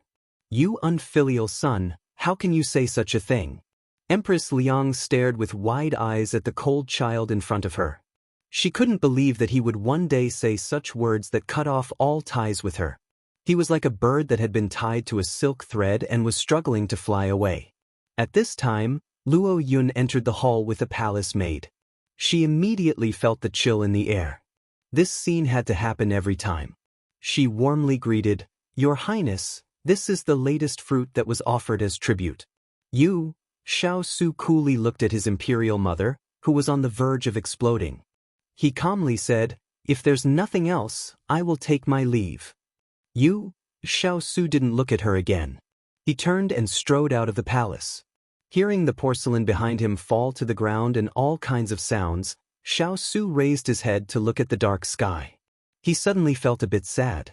Ian, from now on, I only have you left. The rain fell drop by drop, slowly soaking the world.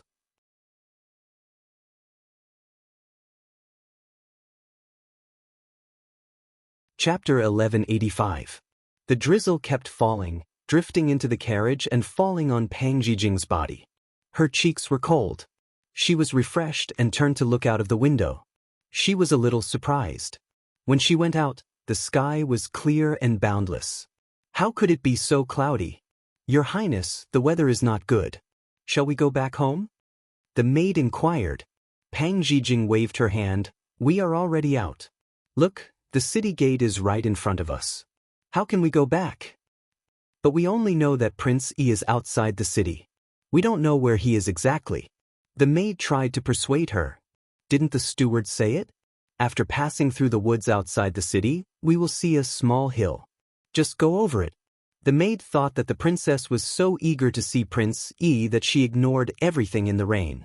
As a servant, she could only follow her orders. Pang Jijing was a little anxious. There was a certain distance between the inside and outside the city. She didn't know if Xiao Ho had left when she arrived. The carriage sped into the woods and stopped at the bottom of the hill.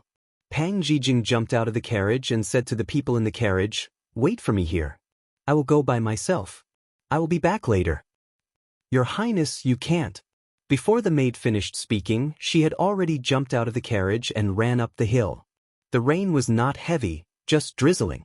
Pang Jijing stepped on the soft ground and felt that the air was very fresh. So she climbed up the hill and admired the surrounding environment. The place was overgrown with weeds, desolate and remote. It didn't look like a place where people often came. Why did he come here to pay homage to Lefei? Thinking of this, she had already climbed to the top of the hill, intending to look down and see where he was. However, when the scenery below fell into her eyes, she was shocked on the spot. Endless tombstones were erected in a disorderly manner among the weeds. Most of them were damaged beyond repair. Some were broken, and some had fallen to the ground.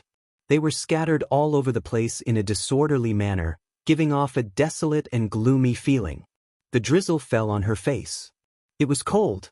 The chill from the soles of her feet made her stiff in an instant. Is this the legendary mass grave? A gust of cold wind blew, and the grass that was taller than the tombstones danced in the wind. The white dandelions danced in the wind, and the distant horizon darkened. Everything seemed so strange.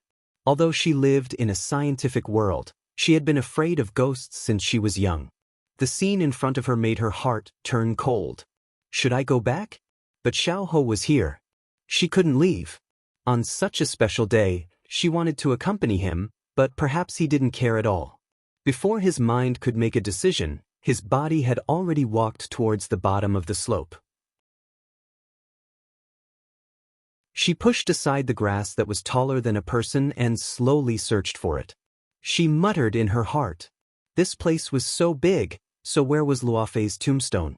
Also, why would an imperial concubine be buried in a mass grave? The people buried in the mass grave should be those nameless people who couldn't find their families. What was going on? Originally, Xiao Ho was like a mystery to her, but now she couldn't understand him at all. After walking for more than an hour, she still couldn't find him. She didn't dare to shout for fear of encountering a bad person. She could only find a place to rest. She leaned against a crooked tree and wiped the sweat from her face. Using her sleeves as a fan, she looked around. At this time, she saw a white shadow fluttering in the wind behind a large tombstone. She subconsciously swallowed a mouthful of saliva. How could she be so unlucky? Did she see a ghost in broad daylight? She subconsciously wanted to run away, but another gust of wind swept over, blowing away the mist in the air. The outline of the white shadow gradually became visible. She stared in surprise. It was really a case of wearing out iron shoes in a fruitless search, only to find him without any effort. She didn't dare to stay any longer. Otherwise, she would be scared to death by some crows that ran out. So she quickly ran towards him. Unfortunately, there were too many vines on the ground.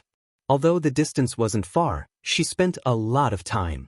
When she was 10 steps away from Xiao Ho, she couldn't walk anymore. Her hands were on her knees as she bent over and gasped for breath. After resting for a while, she raised her head and prepared to call out to him. But when she saw the scene in front of her, she subconsciously closed her mouth. White clothes fluttering, a young master like jade, a picturesque face. Anywhere else, it would be pleasing to the eye, but dilapidated fences and dilapidated walls. Cattail grass fluttered in the wind. The grass was like a cushion, the pine was like a cover, the wind was like a garment, and the water was like a pendant. Looking into the distance, dark clouds covered the world.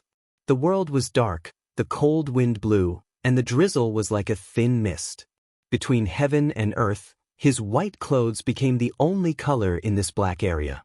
Only, the loneliness and desolation of his body was like thick ink dripping onto rice paper.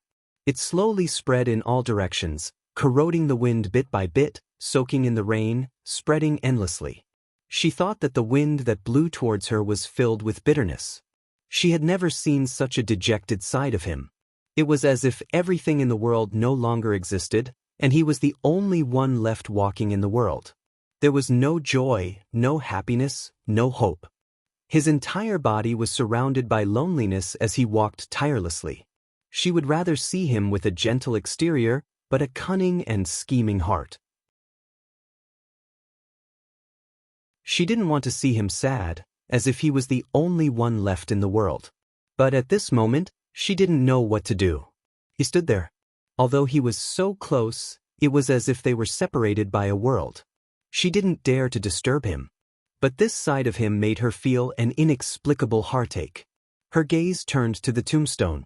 On the mottled stone slab, there were only 4 simple words: Tomb of the Luo family. The words looked a little immature, as if they were written by a child. But she faintly felt that they were familiar, as if she had seen this handwriting somewhere before. In front of the tombstone, there was a bouquet of jasmine flowers. There was still dew on them. The small white flowers were blooming brightly. It was obvious that they had only bloomed today. In the air, there seemed to be a faint fragrance that seeped into one's nose. A burst of cold wind blew over, causing the corners of his clothes to flutter. It was as if he would be blown away by the wind if he wasn't careful. It was like he was immersed in his own world, alone and lonely, revealing his true self. There was no disguise, no mask, no insincerity, no smile that didn't reach his eyes. Taking off his warm outer clothes, he seemed like a traveler with shackles on his back, so heavy. She thought that his feelings for Luo Fei must be very deep, so even after so many years, his mourning was still so sad. How long do you plan on looking there? As she was lost in her thoughts, a cold voice pierced through the rain and reached her ears. She subconsciously raised her head to look at him, but what she saw was a pair of indifferent eyes. In that moment, it was as if her heart had been hit by something. It was as if her eyes suddenly lit up. Those eyes that weren't covered by a false smile were so beautiful that one couldn't help but want to reach out and touch them.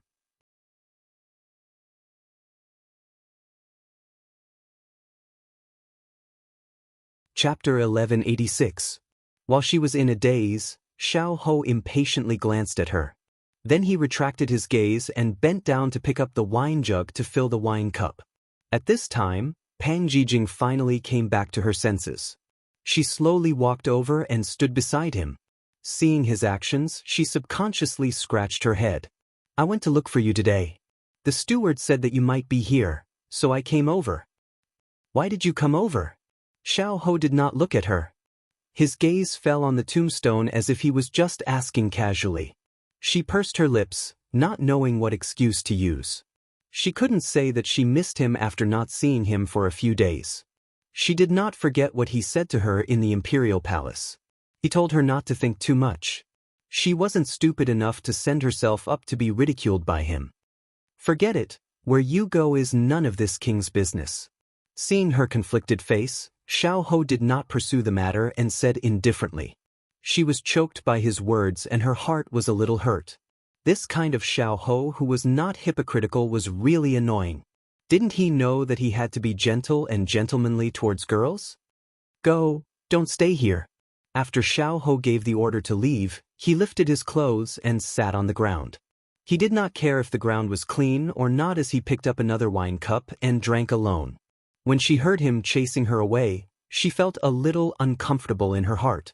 But seeing him sit down like this, such a clean freak could actually not care about anything. Today, he had opened the door to a whole new world for her. Normally, she would not have this opportunity. She suddenly did not want to leave like this, and there was a voice in her heart that told her not to leave. She rolled her eyes and squatted down beside him shamelessly. She said shamelessly, "This place doesn't belong to your family, so what right do you have to make me leave? Also, I can go wherever I want, it's none of your business." Seeing her shameless appearance, Xiao Ho's heart was filled with helplessness. Today, he just wanted to quietly accompany his mother. Where did this little shameless person come from? Do as you wish. He did not want to quarrel with her in front of his mother on this kind of day. Seeing that he had compromised, Pan Jijing immediately propped herself up on the ground and imitated him. When in Rome, do as the Romans do. If you want to accompany someone, you have to make a gesture. Xiao Ho raised his eyebrows slightly. He had some doubts about her actions. He didn't know what she was going to do. But today, Xiao Ho really guessed her thoughts wrong. There were no side dishes, only wine. Pan Jijing watched him drink one cup after another. Although his drinking speed was not fast, he would get drunk sooner or later. What's the point of drinking like this? She didn't dare to directly snatch the cup, so she could only use words to provoke him. Xiao Ho said indifferently, "With the cool breeze accompanying me and the mountain scenery in front of me, a cup of turbid wine is enough." She puffed up her cheeks. The ancients loved to be so genteel. "Xiao Ho, they said that your imperial mother was buried outside the city. Is the one buried in this tomb your imperial mother?" If she didn't speak, he wouldn't have taken the initiative to start a conversation. Therefore, the person who was moved first was the loser. She could only take the initiative. Xiao Ho nodded and didn't say anything. She was quiet for a while. Then she asked hesitantly, "Did she die of illness?" The only answer she got was the whistling of the cold wind. She lowered her eyes. Although she knew that this question was a bit like prying into someone's privacy, she just wanted to know more about him. She was afraid that today's appearance was just a flash in the pan. Tomorrow, he would put on his mask again and become the sickly Prince Yi with fake smiles in his eyes. The Xiao Ho who always gave her the illusion that they were separated by glass. Because she lowered her head, she didn't see the sadness that flashed through Xiao Ho's eyes after she asked this question. He was so immersed in his memories that he didn't respond to her. He would never forget the time when he was 6 years old. His mother was lying on the bed, trying hard to raise her hand to touch his face to stop him from crying. But just as her hand was in the air, it fell down. From then on, he was the only one left in this world. He raised his head and saw her hugging her knees with an injured appearance. The sadness in his heart was lessened by her pitiful appearance. Sometimes he couldn't understand how someone as thick-skinned as her could survive in the southern blue imperial palace until now. She was killed by someone. Just as she was immersed in the endless cycle of resentment about Xiao, this big bad bastard, and how she accompanied him but was ignored by him, this sentence suddenly rang in her ears. She was a bit flattered that he would actually tell her this. But when she realized the meaning of this sentence, her entire back was shining. She looked at him and only saw his resolute side profile. His brows were slightly furrowed, as if he was carrying an unspeakable resentment and hatred. Who was the one who did this? She subconsciously blurted out. Her tone carried a hatred for a common enemy that even she didn't notice. But when she asked this, Xiao's expression turned cold. This isn't something you should know. He bluntly rejected her. Pang Jijing was frightened by his harsh words, but she knew that she had overstepped her boundaries. She could only swallow her grievances. A deathly silence spread between the two. If she didn't open her mouth, Xiao wouldn't take the initiative to speak. Originally, Xiao was a person who didn't care about his surroundings. But now, her silence made him uncomfortable. Just as he was pondering while swirling his wine cup, the corner of his clothes seemed to be gently tugged. He lowered his head and saw two slender jade fingers tugging at his clothes. He turned his head and met her apologetic gaze. "I'm sorry, I shouldn't pry into other people's privacy. Don't be angry, I won't ask in the future." She clearly felt wronged, but she was still willing to take the initiative to apologize. This kind of little rascal inexplicably made his heart palpitate. He shifted his gaze and looked at the pile of grass not far away. "I'm not angry, you're thinking too much." "Is that so? Then why don't you smile for me?" Her bad habit of speaking without thinking appeared again. She really wanted to bite off her own tongue. Alright, I won't say anything. The more I say, the more mistakes I make." She raised her hands in surrender. She really was too stupid today. She really wasn't suited for pleasing people. Xiao saw her hugging her knees again, looking like she was blaming herself for being hurt. He couldn't bear it. He didn't know when it started, but her words and actions would affect him. "Go light some incense." Pang Jijing instantly raised her head and looked at him with a face full of disbelief. Did she just hear things? Did you just say something? Xiao was even shocked by what he said, not to mention Pang Jijing. Hearing her ask for confirmation, he couldn't bring himself to repeat himself. He angrily said, "It's fine if you didn't hear it." I heard it. I'll go light some incense now." It wasn't easy for him to talk to her, so she didn't want to make things awkward again. Pang Jijing's heart was filled with thoughts of reconciliation, so she didn't think about why he wanted her to light some incense. Afraid that he would change his mind, she immediately stood up from the ground. But she didn't know if it was because she didn't eat breakfast or something else, but she suddenly felt dizzy and fell to the side.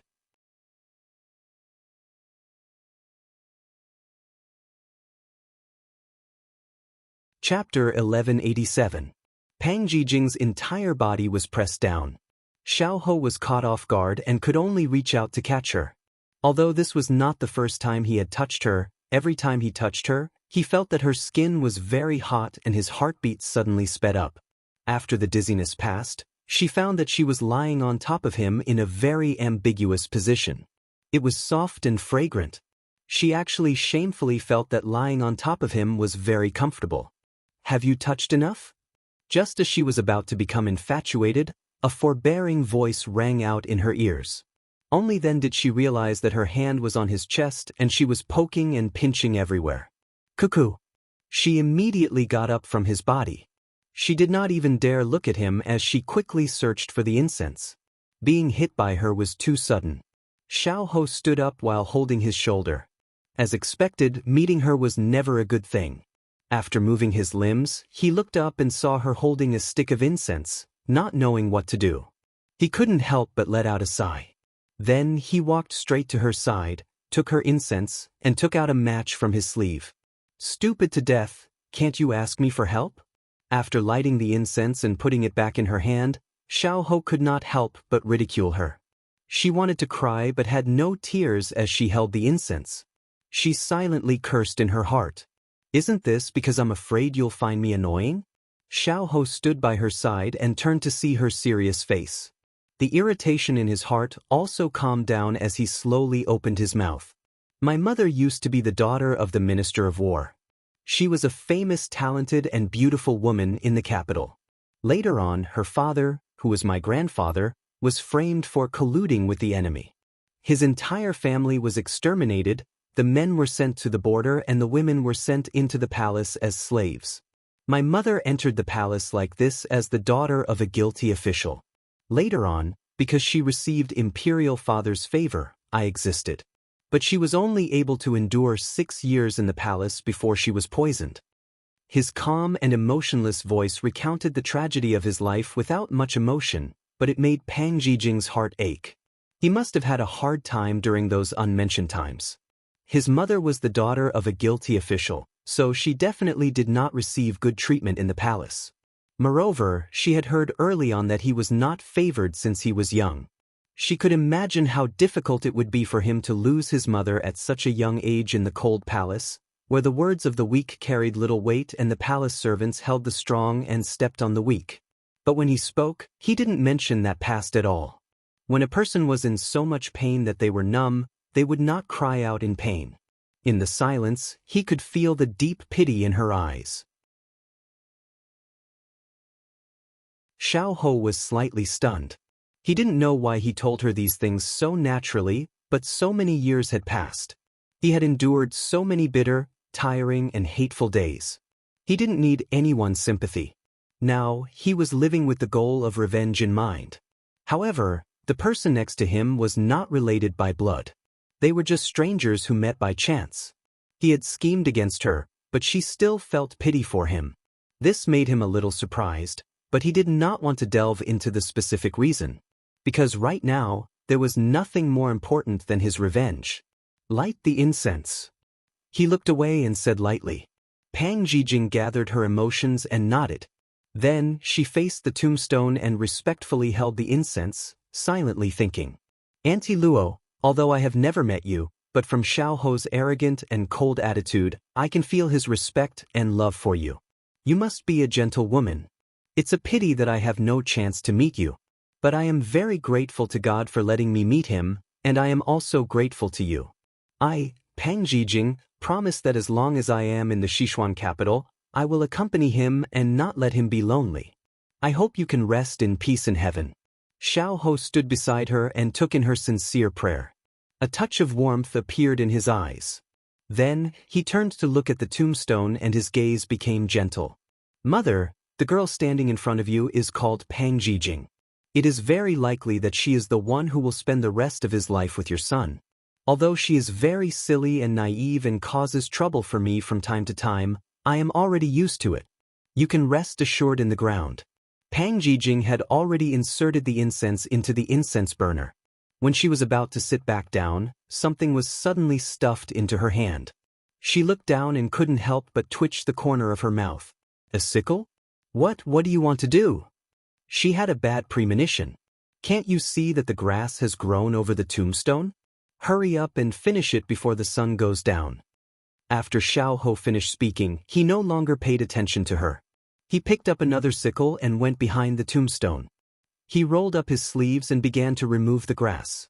Listening to his righteous actions and natural words, a few words popped up in Pang Jijing's head. "Are you kidding me?" But the other party had already used his actions to refuse to reply. Pang Jijing encouraged herself, then rolled up her sleeves, walked to the other side, and started working in full swing. Through the grass, he saw that she was working hard.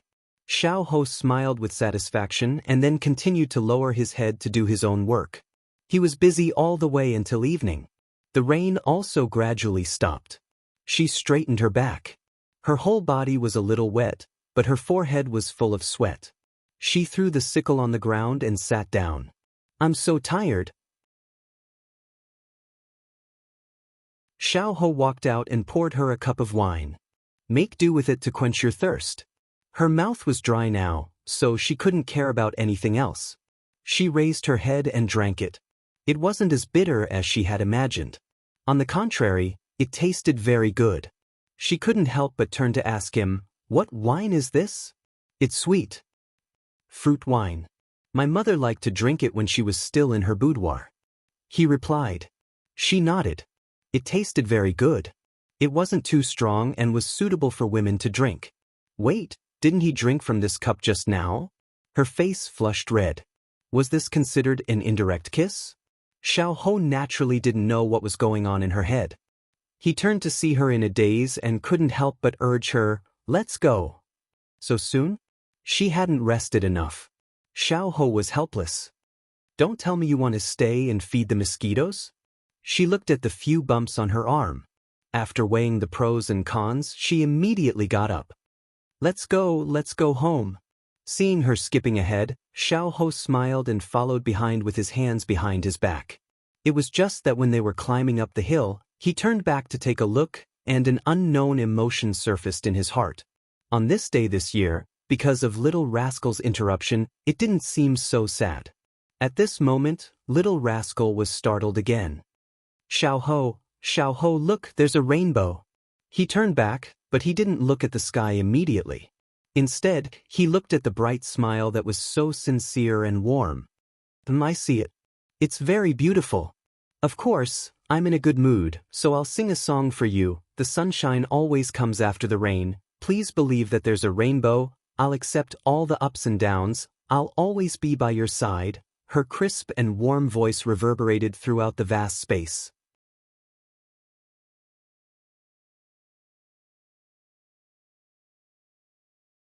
Chapter 1188. The maid and coachman waited beside the carriage for a long time. When they finally saw their princess coming from afar, they immediately went up to her. "Your Highness, why were you gone for so long? I almost went to look for you. I was so worried." The maidservant didn't notice Xiao Ho, who was behind her, until she saw that she was safe and sound. She hurriedly saluted him. "Greetings, Your Highness." Xiao Ho nodded slightly. This maid was called Lu. She was newly assigned to serve her. She was not as snobbish as the previous ones who always looked down on her, so she treated her with sincerity. She waved her hand and said indifferently, "This place is deserted. What danger can there be? You're the only one who likes to worry." As she spoke, she glanced at the person beside her from the corner of her eye. She immediately asked, "Do you not have a ride? Do you want to go back with me?" Xiao Ho looked at her as if she was an idiot. "Although we are engaged, do you think it's appropriate for a man and a woman to be alone? Don't ruin my reputation." Pang Jijing's mouth twitched. Didn't she eat and sleep with him on the way back to the capital? As if he saw through her thoughts, Xiao Ho explained, "This place is different from the outside. Let's go separately." "All right." She accepted his explanation. When she was about to say something else, her nose suddenly itched and she couldn't help but sneeze. She probably caught a cold in the cemetery. She rubbed her nose and was about to say goodbye to him when she felt a weight on her shoulder. She tilted her head and saw that he was about to withdraw his hand. Her whole body was wrapped in his coat and it was very warm. She was touched when she heard him say, "Don't do such brainless things in the future." Her good impression of him disappeared immediately. "If I had a brain, where would you find free labor today?" After saying that, she vaguely felt that she had said something wrong. She looked up and saw him trying to hold back his laughter. She felt utterly embarrassed again. However, it was rare to see Xiao Ho so untainted and bright. She felt that sometimes her stupidity was worth it. When she turned to get on the carriage, Xiao Ho spoke. "When you didn't find me in the graveyard, no one was watching you. Why didn't you run away?" His words made her stop in her tracks and her eyes widened instantly. That's right, why was she so stupid? Was she really going to find him wholeheartedly? Actually, she could have slipped away. Such a rare opportunity. Xiao Ho couldn't help but shake his head when he saw her slow reaction. Seeing him like this, it seemed like he knew everything. She was a little angry in her heart. "Do you think I'm stupid? You have a compass in your hand. No matter where I go, I'll still be found by you. I don't have time to play cat and mouse with you. Now that you've missed your chance, you won't get another one. Xiao looked at her coldly. She snorted. If you have the ability, you can lock me up for the rest of my life. Otherwise, I'll definitely find a way to get my freedom. Even tigers have times when they take a nap. I hope you can stay awake every day. After saying that, she stepped into the carriage and ignored him. Take care, princess. Hearing the hypocrite's warm smile, Pang Jijing choked on a mouthful of old blood in her throat. She beat her chest and stamped her feet. She shouldn't have been soft-hearted. This was simply a wolf, a complete wolf with a big tail. Xiao watched her carriage leave. Thinking of her words before she left, he couldn't help but sneer. If he wanted to trap someone, it wouldn't be difficult at all if he put in some effort. She was too naive. However, it wasn't until that day that he suddenly realized how easy it was to lose a person. It was so easy that he couldn't reach out his hand to touch her eyebrows when she was within his reach. Sitting in the carriage, Pang Jijing's anger slowly subsided. Her hand touched his coat, and the corner of her mouth couldn't help but curl up into a sweet smile. Lu didn't know about the entanglement between her and Xiao. Judging from their interaction just now, they were a perfect match. A talented man and a beautiful woman, they were a match made in heaven. At this moment, seeing the princess's budding love, she couldn't help but smile. I think you and Prince E are a perfect match. Hearing this, Pang Jijing's smile faded. Is that so? Lu nodded vigorously. Yes. When you stand together, I feel that the surrounding scenery is overshadowed. Pang Jijing twitched the corner of her mouth. Perhaps. Xiao was an unreachable existence to her. The distance between them was too far. Therefore, even if she fell for him first, she wouldn't allow herself to fall for him. The one who fell in love first was the most inferior. But this little girl wouldn't understand even if she explained it to her. I'm tired. I'll rest for a while. Wake me up when we arrive. She was a little sleepy after doing so much physical work today. Lu nodded considerately. She closed her eyes and hugged his coat. The faint medicinal fragrance on it was very helpful for sleeping. Soon she fell asleep. In a daze, she seemed to have a dream. Fog lingered in front of her, and she couldn't see more than 5 steps away. She was a little nervous. Where was this? Why was she here? At this time, a gust of wind blew, blowing away the fog in front of her. The scenery not far away slowly became clear. When she saw it clearly, she couldn't help but widen her eyes. Wasn't this the tomb where she and Xiao were just now? Why did she dream of it? Could it be that she had really attracted something unclean? Xiao, where are you? It's all your fault. Come and save me. Her legs were about to turn to jelly. But at this time, a light blue figure slowly appeared after the fog dispersed. Pang Jijing subconsciously wanted to run, but when the other's face clearly entered her line of sight, she couldn't help but stop. There was a beauty, clear and gentle. Only today did she completely understand the meaning of this sentence. Hello, may I ask who you are? The beauty smiled at her. She looked to be around 20 years old, but her gaze was filled with affection. It made her feel a little strange. I am Luo Qianxi. You don't have to be afraid. I only entered your dream. I won't hurt you. The voice was gentle and soft, with a gentle and beautiful tone. Oh? Pang Jijing exclaimed, could it be that you're Xiao's mother? Luo Qianxi smiled. That's right. Ho is my child. Today is the first time he's brought a girl to visit me. I'm very surprised and happy. Pang Jijing touched her nose a little embarrassedly. I'm the one who pestered him. He actually hates me. No, I can see that he likes you very much. Luo Qianxi pursed her lips and smiled. Pang Jijing's face heated up, and she immediately changed the topic. Then why are you here? Luo Qianxi frowned slightly. Actually, I should have reincarnated, but has been blinded by hatred. I really couldn't be at ease, so I continued to stay in the world of the living. At this point, she suddenly smiled and looked at Pang Jijing. But now, I can reincarnate with peace of mind. Jing, please allow me to call you this. I'll leave Ho-er in your hands. He's suffered too much these years. There's not much time left, so I have to go. Take care.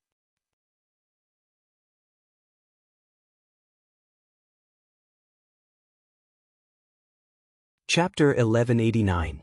Before Pang Zhijing could hear clearly, the person in front of her turned into a puff of white smoke and disappeared.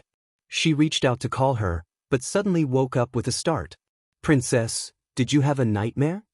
Lu-er immediately came over and asked worriedly. Pang Zhijing blinked. After her eyes adjusted to the light, she held her forehead and slowly got up. I'm fine. It was just a dream. Where are we now? We're already in the city. We'll be at the relay station soon. Lu-er pointed at the street outside and smiled.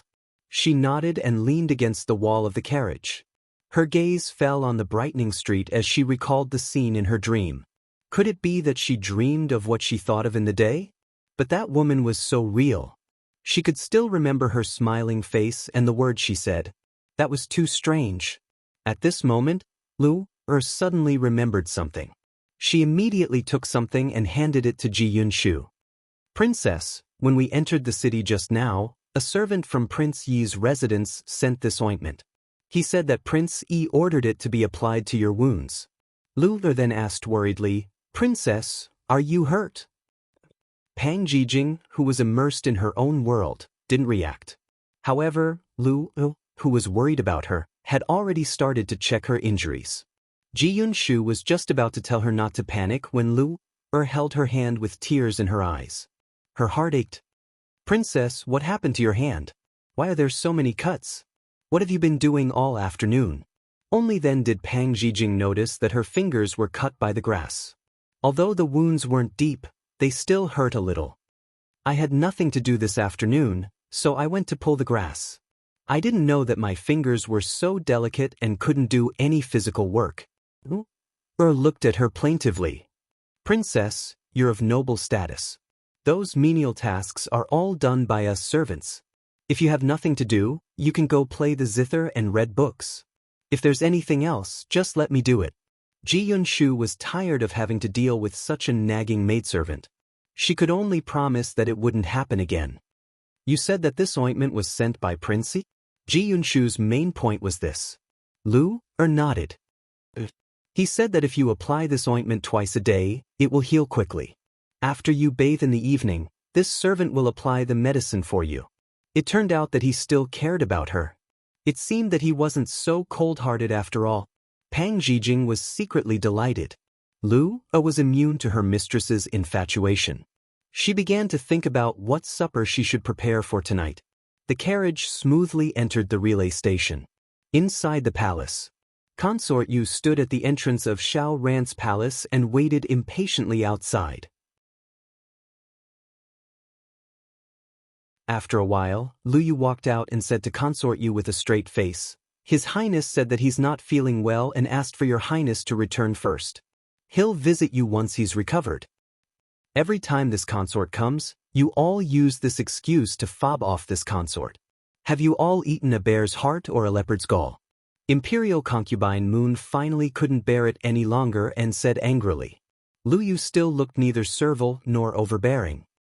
Your Highness, this is His Highness's wish. This servant can't make the decision. All right. He said that he's not feeling well, but he didn't ask for an imperial physician. This consort has invited an imperial physician from the imperial hospital and he's on his way. This consort wants to see what he's throwing a tantrum for. As she spoke, Consort Yu waved her hand. The guards behind her forcibly opened up a path and pushed Lu Yu to the side. Consort Yu led her people in. The moment she entered the inner hall, she felt that the entire place was lifeless. Consort Yu's face darkened and she immediately ordered the lights to be lit. When the hall lit up, Consort Yu looked around and saw the person lying on the bed. She immediately walked over. She had prepared words of reprimand, but when she saw his pale and bloodless face, her anger immediately dissipated. She sat down on the chair that the palace servant had brought over and said tenderly, Ran, where are you feeling unwell? The imperial physician will be here soon. Xiao Ran's tightly shut eyes slowly opened when he heard her voice. His unfocused eyes slowly focused. Just as Consort Yu happily waited for him to speak, he flipped over and turned his back to her. He didn't say a word and silently resisted. Consort Yu was hurt by his silent resistance. She suppressed her anger and complained, "What exactly is wrong with you? You won't even say anything when Mu Fei comes to see you?" After she finished speaking, the person on the bed still didn't move. Consort Yu took a deep breath and turned to ask the palace servants attending to him, "When did His Highness become like this?" The young eunuch replied in a trembling voice, "Ever since His Highness came back from falling into the water a few days ago, he hasn't said a word or eaten anything. No matter how this servant tried to persuade him, he wouldn't listen." "Then why didn't you tell this consort?" Consort Yu vented her anger on them. The young eunuch immediately knelt down and wanted to cry. "His Highness didn't allow this servant to leave the hall to tell you." Consort Yu coldly gave a look to the guards following her. The guards stepped forward and dragged the young eunuch away, along with the other palace servants in the hall. When the palace was quiet again and only the mother and son were left, Consort Yu spoke to Xiao Ran again. "Do you blame Mu Fei for falling into the water?" "I don't dare," Xiao Ran said in a hoarse voice. Consort Yu sneered, "Mu Fei thinks that it's not that you don't dare, but that you already blame her in your heart." Xiao Ran didn't say anything. Consort Yu sighed, "Ranner, Mu Fei knows that I didn't do a good job, but who would have thought that an accident would happen? Why did Jing Mingzhu run out? Where did Chu Qingyan run off to? No one could have predicted that. Mu Fei has truly let you down. I didn't think that you would use this kind of method to treat Qingyan. It's too dirty," Xiao Ran said in a muffled voice. His voice was filled with deep disappointment. These words deeply pierced Consort Yu's heart. She felt that she had schemed so hard for him, but in the end she was called dirty. She felt powerless in her heart. "Ranner, how do you think Mu Fei took care of you for so many years to survive in this man-eating place? It's all Mu Fei's fault for protecting you too well. You can't see the wolves, tigers, and leopards outside." Consort Yu stood up and said in a low voice, "The matter with Chu Qingyan was Mu Fei's negligence. You can blame Mu Fei, but you have to settle this marriage with the Jing family. Whether it's for public or private reasons, it's good for you." "I don't want to marry someone I don't love." Xiao Ran regretted saying those words to Mu Fei, but as soon as he heard that he was going to marry Jing Mingzhu, he became excited. "Now that things have come to this, you don't have the right to choose." "Alright, that's all Mu Fei has to say. When the imperial physician comes, cooperate with Mu Fei. Mu Fei won't be an eyesore to you anymore." Consort Yu looked at him, shook her head, and turned to leave in disappointment. Xiao Ran watched her leave and angrily clenched his fists and punched the bed. Why did it become like this? Why?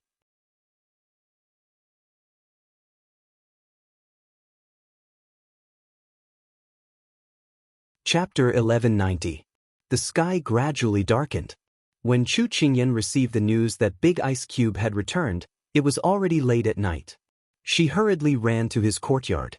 The moment she entered, she smelled the aroma of wine. She turned around and saw the wine pot and cups on the table. When Xiao Su was pouring the wine, he saw her figure from the corner of his eye. He raised his eyebrows and asked, "Why are you here?" She pretended to be relaxed as she walked in. She complained, "You didn't even say anything when you went out today. I didn't see you come back for dinner. Don't you know that you have a family? How can you be like this?" Xiao Su was slightly stunned. He had indeed left in a hurry today. He apologized, "I'll remember it. It won't happen again." Who wants to hear his promise? She turned around and sat down in front of him. "Have you eaten?" "What about you?" he asked back. "You haven't eaten yet. I've already asked the kitchen to prepare some food. It'll be sent over later." She rolled her eyes at him in annoyance. "Ian is really capable," Xiao Su praised with slightly curved lips. "Don't flatter me.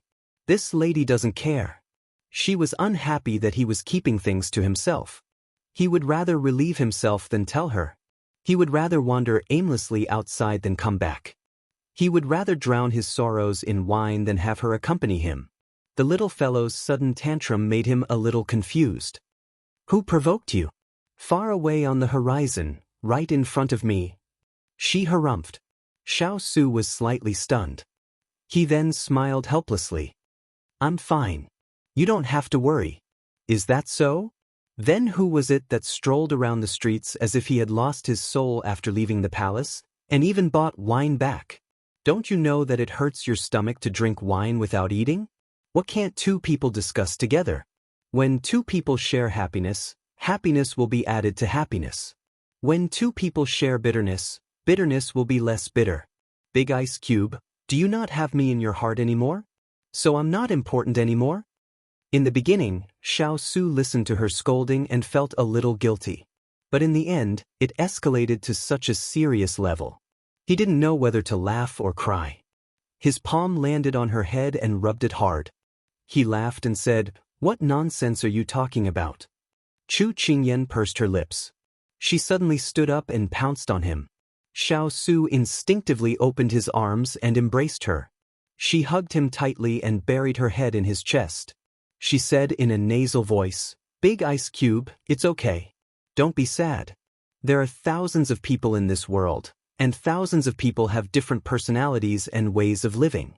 Not every mother loves her child, and not every child is born without the love of their family. You still have me. Don't be disappointed with family. You are my Big Ice Cube and also my family." Xiao Su felt his chest become moist, and his heart felt like it was being scalded by that moist feeling. It was burning. It turned out that the little fellow knew about it. He had walked outside for half a day because he didn't want her to see him in such a sorry state. But he didn't expect that the little fellow had a heart of 7 orifices. No matter how hard he tried, he couldn't hide it from her eyes. You knew about it? He hugged her sideways on his lap and reached out to gently wipe the tears from the corners of her eyes. He hesitated for a moment before asking. She nodded and leaned her head on his shoulder. She sniffled. "I know that Hong Yi is your imperial mother's person. I also know that she has always disliked me and wanted to get rid of me. So after you finished interrogating her today, I guessed that you were going to find your imperial mother to reason with her. I've known your imperial mother for a while and know what kind of person she is. She won't admit to her mistakes. Moreover, you are such a filial person, so you can't do anything to her. But you also feel guilty towards me in your heart. You feel that it's because of you that I'm in danger." At this point, she reached out to hold his hand. Her fingers slid through the gaps between his fingers and tightly intertwined. Then she continued, "So in the end, the only one who will suffer is yourself." Ian. He was about to open his mouth when she stopped him. She looked into his eyes and continued, "Big Ice Cube, you don't have to feel sorry for me. You are you, and your imperial mother is your imperial mother. You don't have to take the blame for whatever she did to me. No one can take responsibility for anyone, so you don't have to feel burdened." Xiao Su held her hand tightly, his eyes filled with pity. She smiled at him and then said in a serious tone, "I know that as a junior, I shouldn't criticize my elders.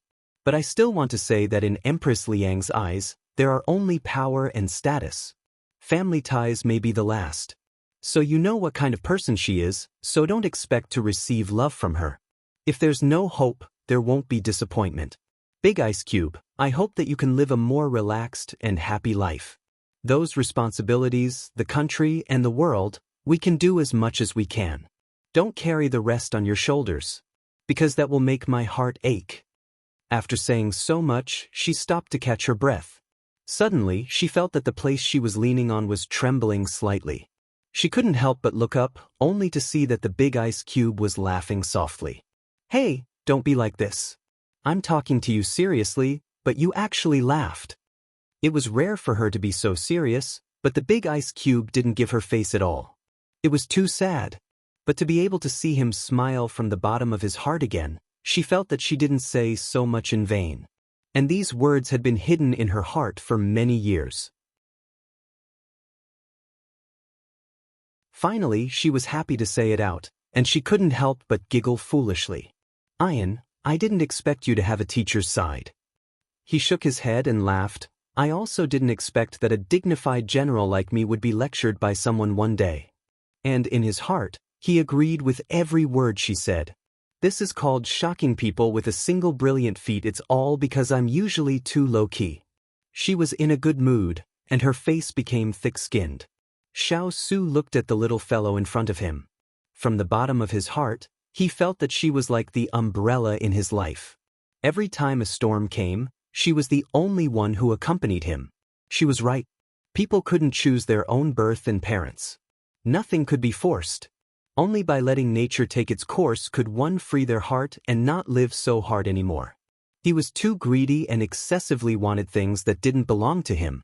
In fact, in his life, being able to meet this little fellow was already his greatest fortune. So there was no need to continue being so demanding.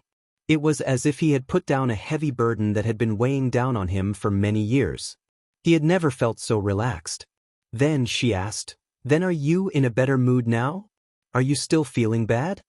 Xiao Su pinched her face and teased, "What do you think? Seeing him like this, he should be fine." She stuck out her tongue at him. This mischievous look made his heart itch, and he couldn't help but want to lower his head and kiss her. And at this moment, a loud voice was heard. "Kai Kai, son-in-law, your mother and I are here." Mr. Chu jumped in and couldn't help but blink. He seemed to have seen many pink bubbles suddenly burst. And his daughter and son-in-law were standing side by side and looking at him. He rubbed his head. He must be seeing things.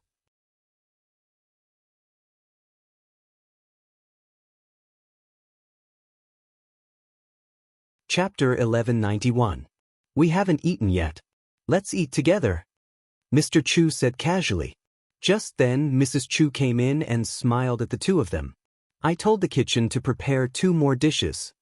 Xiao Su looked at the little fellow beside him in confusion. He asked her with his eyes what was going on. Why did her parents suddenly come to his yard for dinner tonight? Chu Qingyan rubbed her nose and leaned closer to him. She stammered, "Dad and Mom came to visit this afternoon. They found out that you were in a bad mood today. Maybe that's why they came over tonight." Xiao Su was stunned.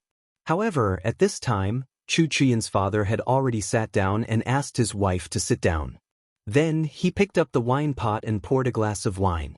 He put it under his nose and smelled it. His eyes immediately lit up. "Good wine." Mr. Chu immediately gulped it down, as if he was afraid that others would choke on it.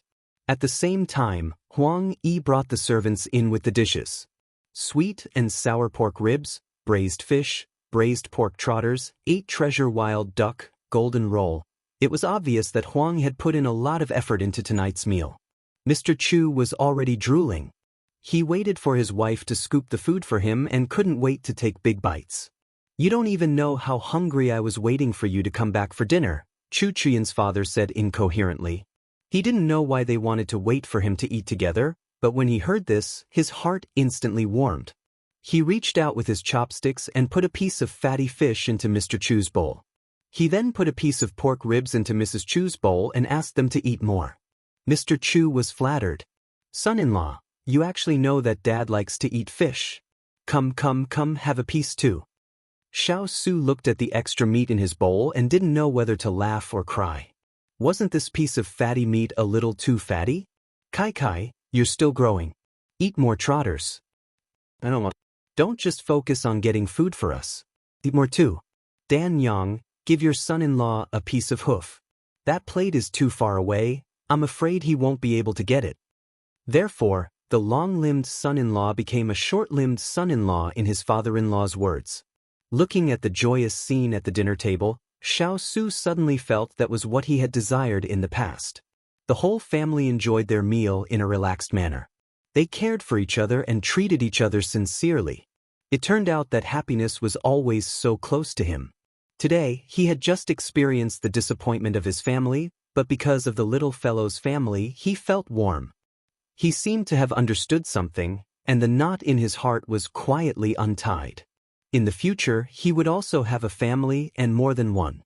Chu Qingyan looked at the faint smile in Big Ice Cube's eyes, and then looked at her father, whose mouth and hands were full of oil, and couldn't help but smile.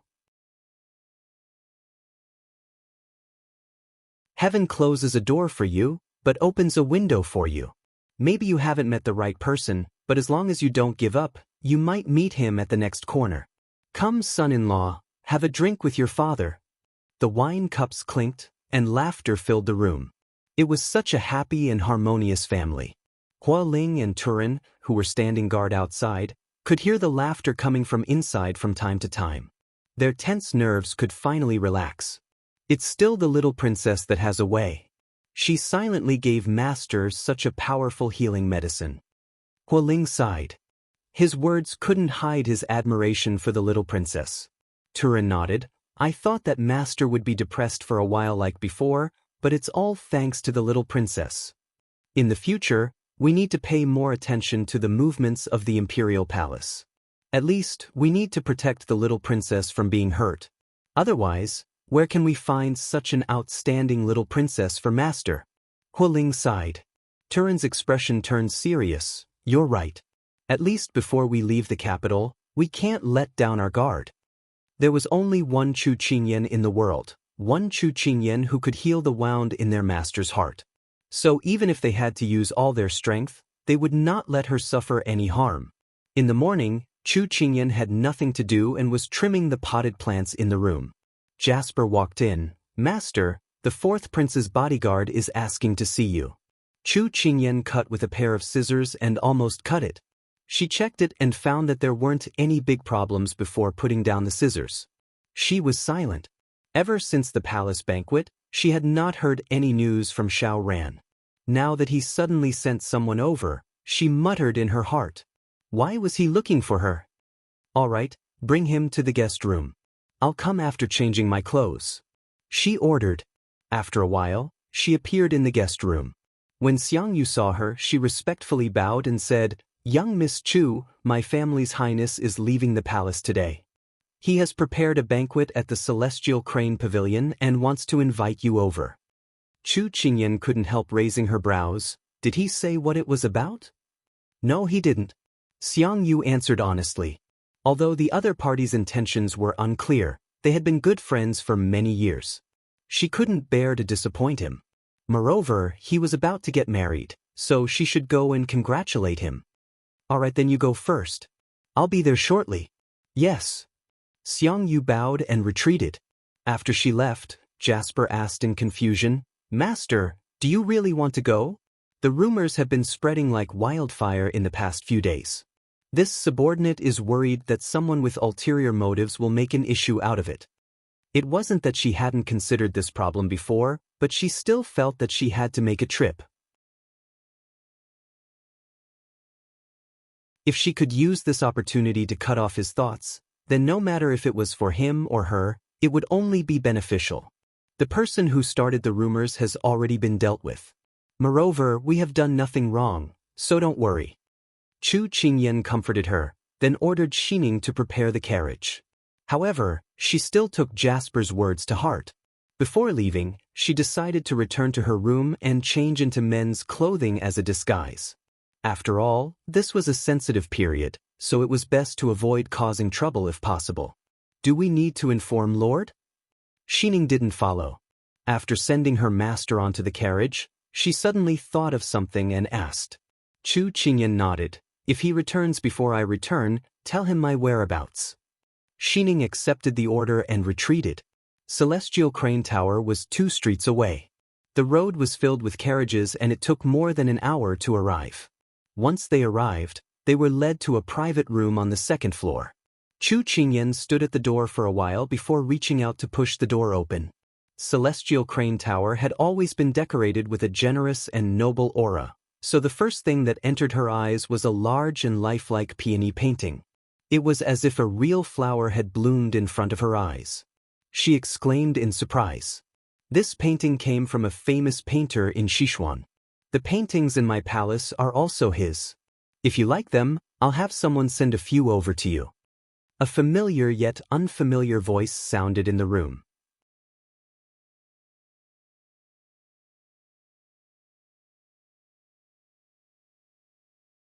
Chapter 1192. Chu Qingyan turned around, and a thin figure appeared in front of her. His face was pale, and his posture was frail. Was this person in front of her still the high-spirited and arrogant Xiao Ran that she knew? Why did he give off the feeling that he was seriously ill at this moment? "What's wrong?" Are you sick? She forgot all the words that she had prepared earlier when she saw him like this. She couldn't help but step forward and ask with concern. Seeing her worried expression, Xiao Ran chuckled and waved his hand. He said nonchalantly, "I'm fine. I just fell into the water a few days ago and caught a cold. I'll be fine after a few days of rest. But I'm very happy that you still care about me." "What are you talking about? You're my friend. Shouldn't I care about you?" His words sounded a little strange. Chu Qingyan raised her eyebrows. Xiao Ran smiled bitterly. "Qingyan, you're so smart. You should be able to guess what I mean. I really don't know what you're trying to say." She was confused. "I invited you here today to apologize." Xiao Ran smiled apologetically at her. "Apologize?" "Yes, that falling into the water wasn't a coincidence. But the person who fell into the water was a coincidence. And all of this was planned by my mother. I apologize to you on her behalf." He felt bitter when he said this. If he hadn't jumped into the water in a hurry, then would there have been no marriage bestowment later on? He was very regretful. Chu Qingyan understood what he meant. She wanted to be confused about this matter in front of him and let time dilute it, but he took the initiative to bring it up. Her gaze gradually turned sharp. Since they were talking openly, then there was no need to hide anything. "From what you're saying, this whole thing was planned by your mother. Then what's her motive? There must be a reason for everything. Could it be that she wants to separate me and Lord?" Xiao Ran didn't dare to look at her. He lowered his head and said, "Yes, she wants the marriage bestowment to be invalid." Because he suddenly plucked up his courage and slowly raised his head. His dim eyes suddenly brightened as he looked at the person in front of him. "This is also the second reason why I invited you here. Qingyan, I like you very much. I've liked you since you left 5 years ago. I've waited for you for 5 years and missed you for 5 years. Now that you're back, I don't want to miss you again. That's why Mother came up with this plan after knowing my wish." He had mustered all his strength to confess his feelings to the woman he loved. This was the boldest thing he had ever done in his life, and it was also the first thing he had taken the initiative to do. 5 years ago, when they first met, he was jealous of her existence and took over the eldest brother, so he bullied her at first sight. Unfortunately, she was so calm and collected that she didn't take him seriously at all. Later on, she had met with mishaps one after another because of him. She was either poisoned or injured. He felt guilty towards her. Then, as he got to know her, he realized that she was a cute little girl who could bring joy and surprise to people. She was different from the people he had met before. In the imperial palace, most people were either afraid of him or tried to curry favor with him.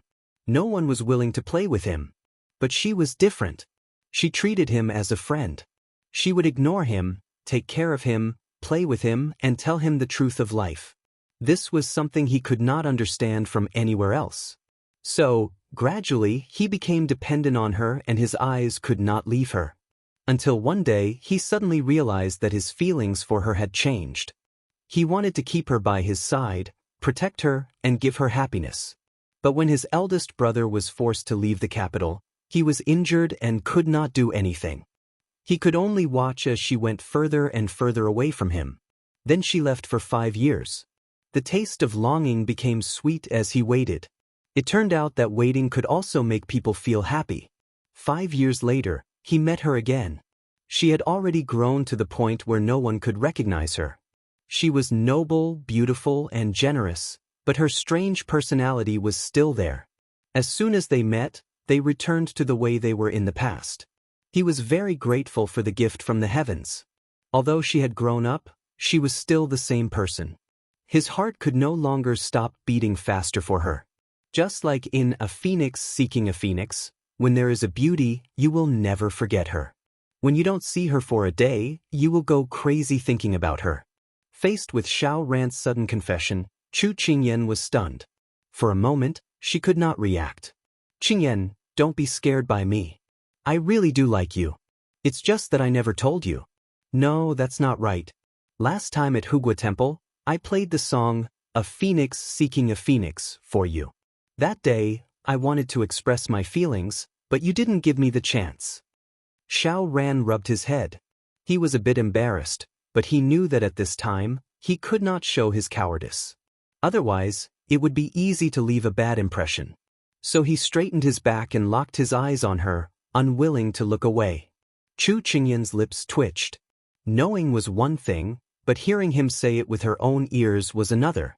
She felt a bit awkward and did not know what to say. Xiao Ran, don't forget that I am your eldest brother's fiancé. Xiao Ran nodded disapprovingly. I know, but this is not a problem.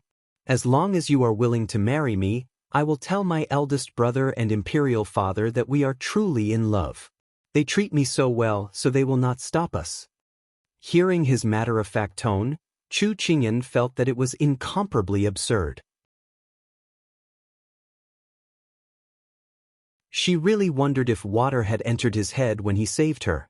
Could it be that he could hear the sound of water when he shook his head? She took a deep breath and tried to reason with him. What makes you think that your eldest brother will break off the engagement for you? Xiao Ran did not notice the coldness in her voice as he continued. Eldest brother has been used to being free since he was young. He doesn't like people forcing him to do anything. When the marriage was bestowed, it was without his knowledge. Moreover, there is such a big age gap between you two, so you definitely don't have anything in common. Only when you are around the same age can you talk. You don't have to worry. Ever since I was young, Imperial Brother has always doted on me. As long as I like it, he will put it in front of me. She already could not listen anymore. How could there be such a selfish person? In the past, she did not realize that he was so childish and took things for granted. Enough, I don't want to listen anymore. Xiao Ran, I'm telling you, everything is not like what you think. Being interrupted halfway, Xiao Ran anxiously said, Qingyan, I am sincere towards you. This was not a question of sincerity, all right? She took a deep breath and then looked at him seriously. Xiao Ran, tell me honestly. In your imperial mother's plan to fall into the water, what role did you play? In other words, before it happened, did you know anything about it? The smile instantly froze on his face. Xiao Ran looked at her, not knowing what to do.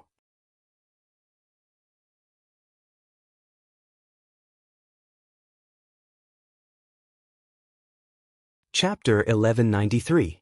Seeing his reaction, Chu Qingyan, who still had hope for him, felt her heart turn cold. So you knew that your mother schemed against me at that time, but you stood by and watched it happen.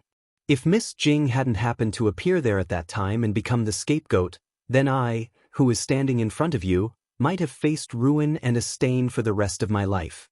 Then, my engagement would have been broken and I would have been forced to marry you? After saying this, Xiao Ran's face turned paler and paler. He moved his lips, not knowing how to explain. Chu Qingyan clenched her fists. Her gaze was serious and her voice was filled with sadness and disappointment. Xiao Ran, I didn't think that you were this kind of person. You would use any means to get what you want, even if it doesn't belong to you. You're too selfish. I treated you as a friend and His Highness loved you so much. I didn't think that you would bite the hand that feeds you and accuse me. With such a serious accusation being placed on his head, Xiao Ran started to panic. He hurriedly waved his hands and explained, Qingyan, it's not like that. I didn't know that Imperial Mother wanted you to fall into the water. Right? You might not have known that your mother planned to make me fall into the water. It was such a simple and crude plan, but you must have known that something would happen to me that night. Although you didn't know what happened, wasn't the result the same? Xiao Ran, have you heard that it's better to tear down a temple than to tear down a marriage? What happened to all the books you've been reading for so many years? She remembered that when she first met him, he was a bit arrogant, but he wasn't a bad person. Why did he become more selfish and only think about himself when he grew up? Could it be that she changed him in the 5 years that they were missing? Yes, I admit that I know a little. However, Qingyan, if the two of us want to be together, then the engagement will become an obstacle. Although Imperial Mother's plan is the worst, she is doing it for our own good. After that incident, he also blamed himself. He blamed his Lady Mother for using such a method, but he could not criticize his Lady Mother in front of others. If Qingyan was unhappy and wanted to hit or scold him, she could just direct it at him. Chu Qingyan was about to explode. She had never seen such an unreasonable person. She calmed down and said seriously, "Xiao Ran, which eye of yours saw that I wanted to break off the engagement? Don't always be so self-righteous. That's your opinion. Don't force it on me. Moreover, I look down on people who are unscrupulous in love. You hurt someone and still say it's for the good of the other party. I have nothing to say to you. You're on your own now." After saying that, she didn't want to stay under the same roof with him anymore. She was afraid that he would say something else and she wouldn't be able to resist slapping him. She turned around and wanted to leave, but Xiao Ran immediately walked to the door to stop her. He held her hand and said sincerely, "Qing, I'm not unscrupulous, and I'm not self-righteous. You've misunderstood." His hand was very hot, so Chu Qingyan flung it away. Looking at Xiao Su, who was gradually approaching, she took a few steps back and kept a distance. She looked at him from the corner of her eyes. "I misunderstood? Think back to what you said just now. Which one of your words was wrong? Moreover, you already have Miss Jing. You've sowed the seeds, so you have to bear the consequences. She's a good and innocent girl, but because of you, she suffered such humiliation. You have to treat her well." When Xiao Ran heard this, he suddenly realized something and couldn't help but chuckle. "Qingyan, you said so many angry words today, but you didn't mean it, right? Are you jealous?" "Jealous? Why would she be jealous?" Without waiting for her reply, Xiao Ran giggled and continued, "Don't worry, Imperial Father only gave her the position of concubine. If you're willing to break off the engagement with eldest brother, the position of concubine will definitely be yours. No one will suppress you, and I only like you." Hearing him talk more and more nonsense, Chu Qingyan felt like she was playing the lute to a cow. She couldn't even get angry. "Xiao Ran, wake up. The problem between us isn't this at all." She took a deep breath again and decided to explain everything. Otherwise, with his brain circuit, he wouldn't be able to understand what she meant. The person in front of him suddenly looked at him seriously. Xiao Ran's heart skipped a beat and he had a bad feeling. "In your thoughts, your eldest brother and I aren't a good match. It doesn't matter if he has me or not, right?" Her face was as calm as water as she continued, "Xiao Ran, let me tell you, this is just your wishful thinking. You are happy and lucky to have Imperial Father who dotes on you and Imperial Mother who dotes on you, but my Highness, he only has me. He won't let me leave him, and it's even more impossible for me to leave him. My feelings for him are very deep. Unless we part in death, we will never part." Xiao Ran's face paled as he stared at her with wide eyes. "I've always treated you as a good friend. Because of His Highness, I also treat you like my own younger brother. If I've done anything to cause you to misunderstand, I'll apologize to you right here." If there were some words that would hurt someone, but had to be said clearly, then she would choose to be the bad guy. She didn't want the situation to become more serious. "Xiao Ran, although you and His Highness don't have the same mother, he treats you like his own younger brother. He modestly gives in to you, cares for you, and loves you. It's all because of the love an older brother has for his younger brother. However, you can't use this as a bargaining chip. You can't think that no matter what in this world, your eldest brother will give it to you unconditionally." The Xiao Ran in front of her became paler and paler. His expression also became more and more painful. However, it was better to deal with the pain quickly. Today, she had to correct his twisted thoughts. Otherwise, it might become a hidden danger in the future.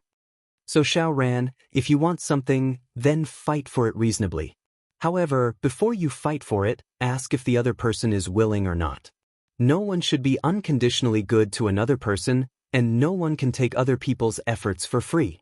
Your eldest brother truly loves and cares for you, but you can't hurt him because of your selfishness. You've already received much more than him." She said so much in one breath. She also didn't know if he would listen. Looking at him standing there with his head lowered, she couldn't see his expression. However, his entire body was emitting an extremely depressed aura. She couldn't bear to see him like this, but things had already come to this point. There was no point in saying more. If he wanted to walk out of this, he could only rely on himself. She pursed her lips. "Think about it carefully. I'm leaving. When she brushed shoulders with him, he suddenly spoke in a low voice. A gentle and graceful lady is a good match for a gentleman. I'm only pursuing the lady I like. Is that wrong? She looked at him, but his face was covered by his long hair. She couldn't see his expression clearly. Why do you have to elevate it to the point that I'm unpardonably evil? Facing his question, she fell silent. However, Xiao Ran's tone turned to pleading. Qingyan, I don't believe that you don't like me. Sorry, I don't like you.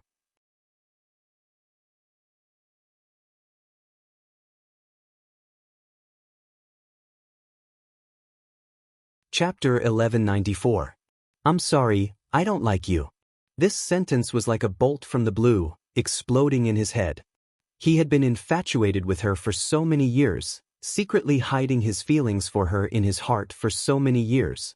He was happy and sad for her for so many years, but in return she said, I'm sorry, I don't like you. Xiao Ran felt as if his entire world had collapsed. He slowly raised his head, his eyes wet and bloodshot as he looked at her unwillingly. Qingyan, I like you so much, why can't you consider me? Chu Qingyan looked at his pained expression and could not bear to see him in such pain. However, the worst thing in a relationship was to be ambiguous and involved. Thus, she had to make it clear today and cleanly cut off his feelings for her. Liking someone is a very strange feeling. Some people fall in love at first sight, some people fall in love over time, but if you want to give a reason for liking someone, I'm afraid you can't even explain it clearly. Maybe it's a moment of throbbing, or maybe it's a look, an action, or an event, and then countless throbbing will converge into liking someone. However, it's very easy to see that you don't love someone.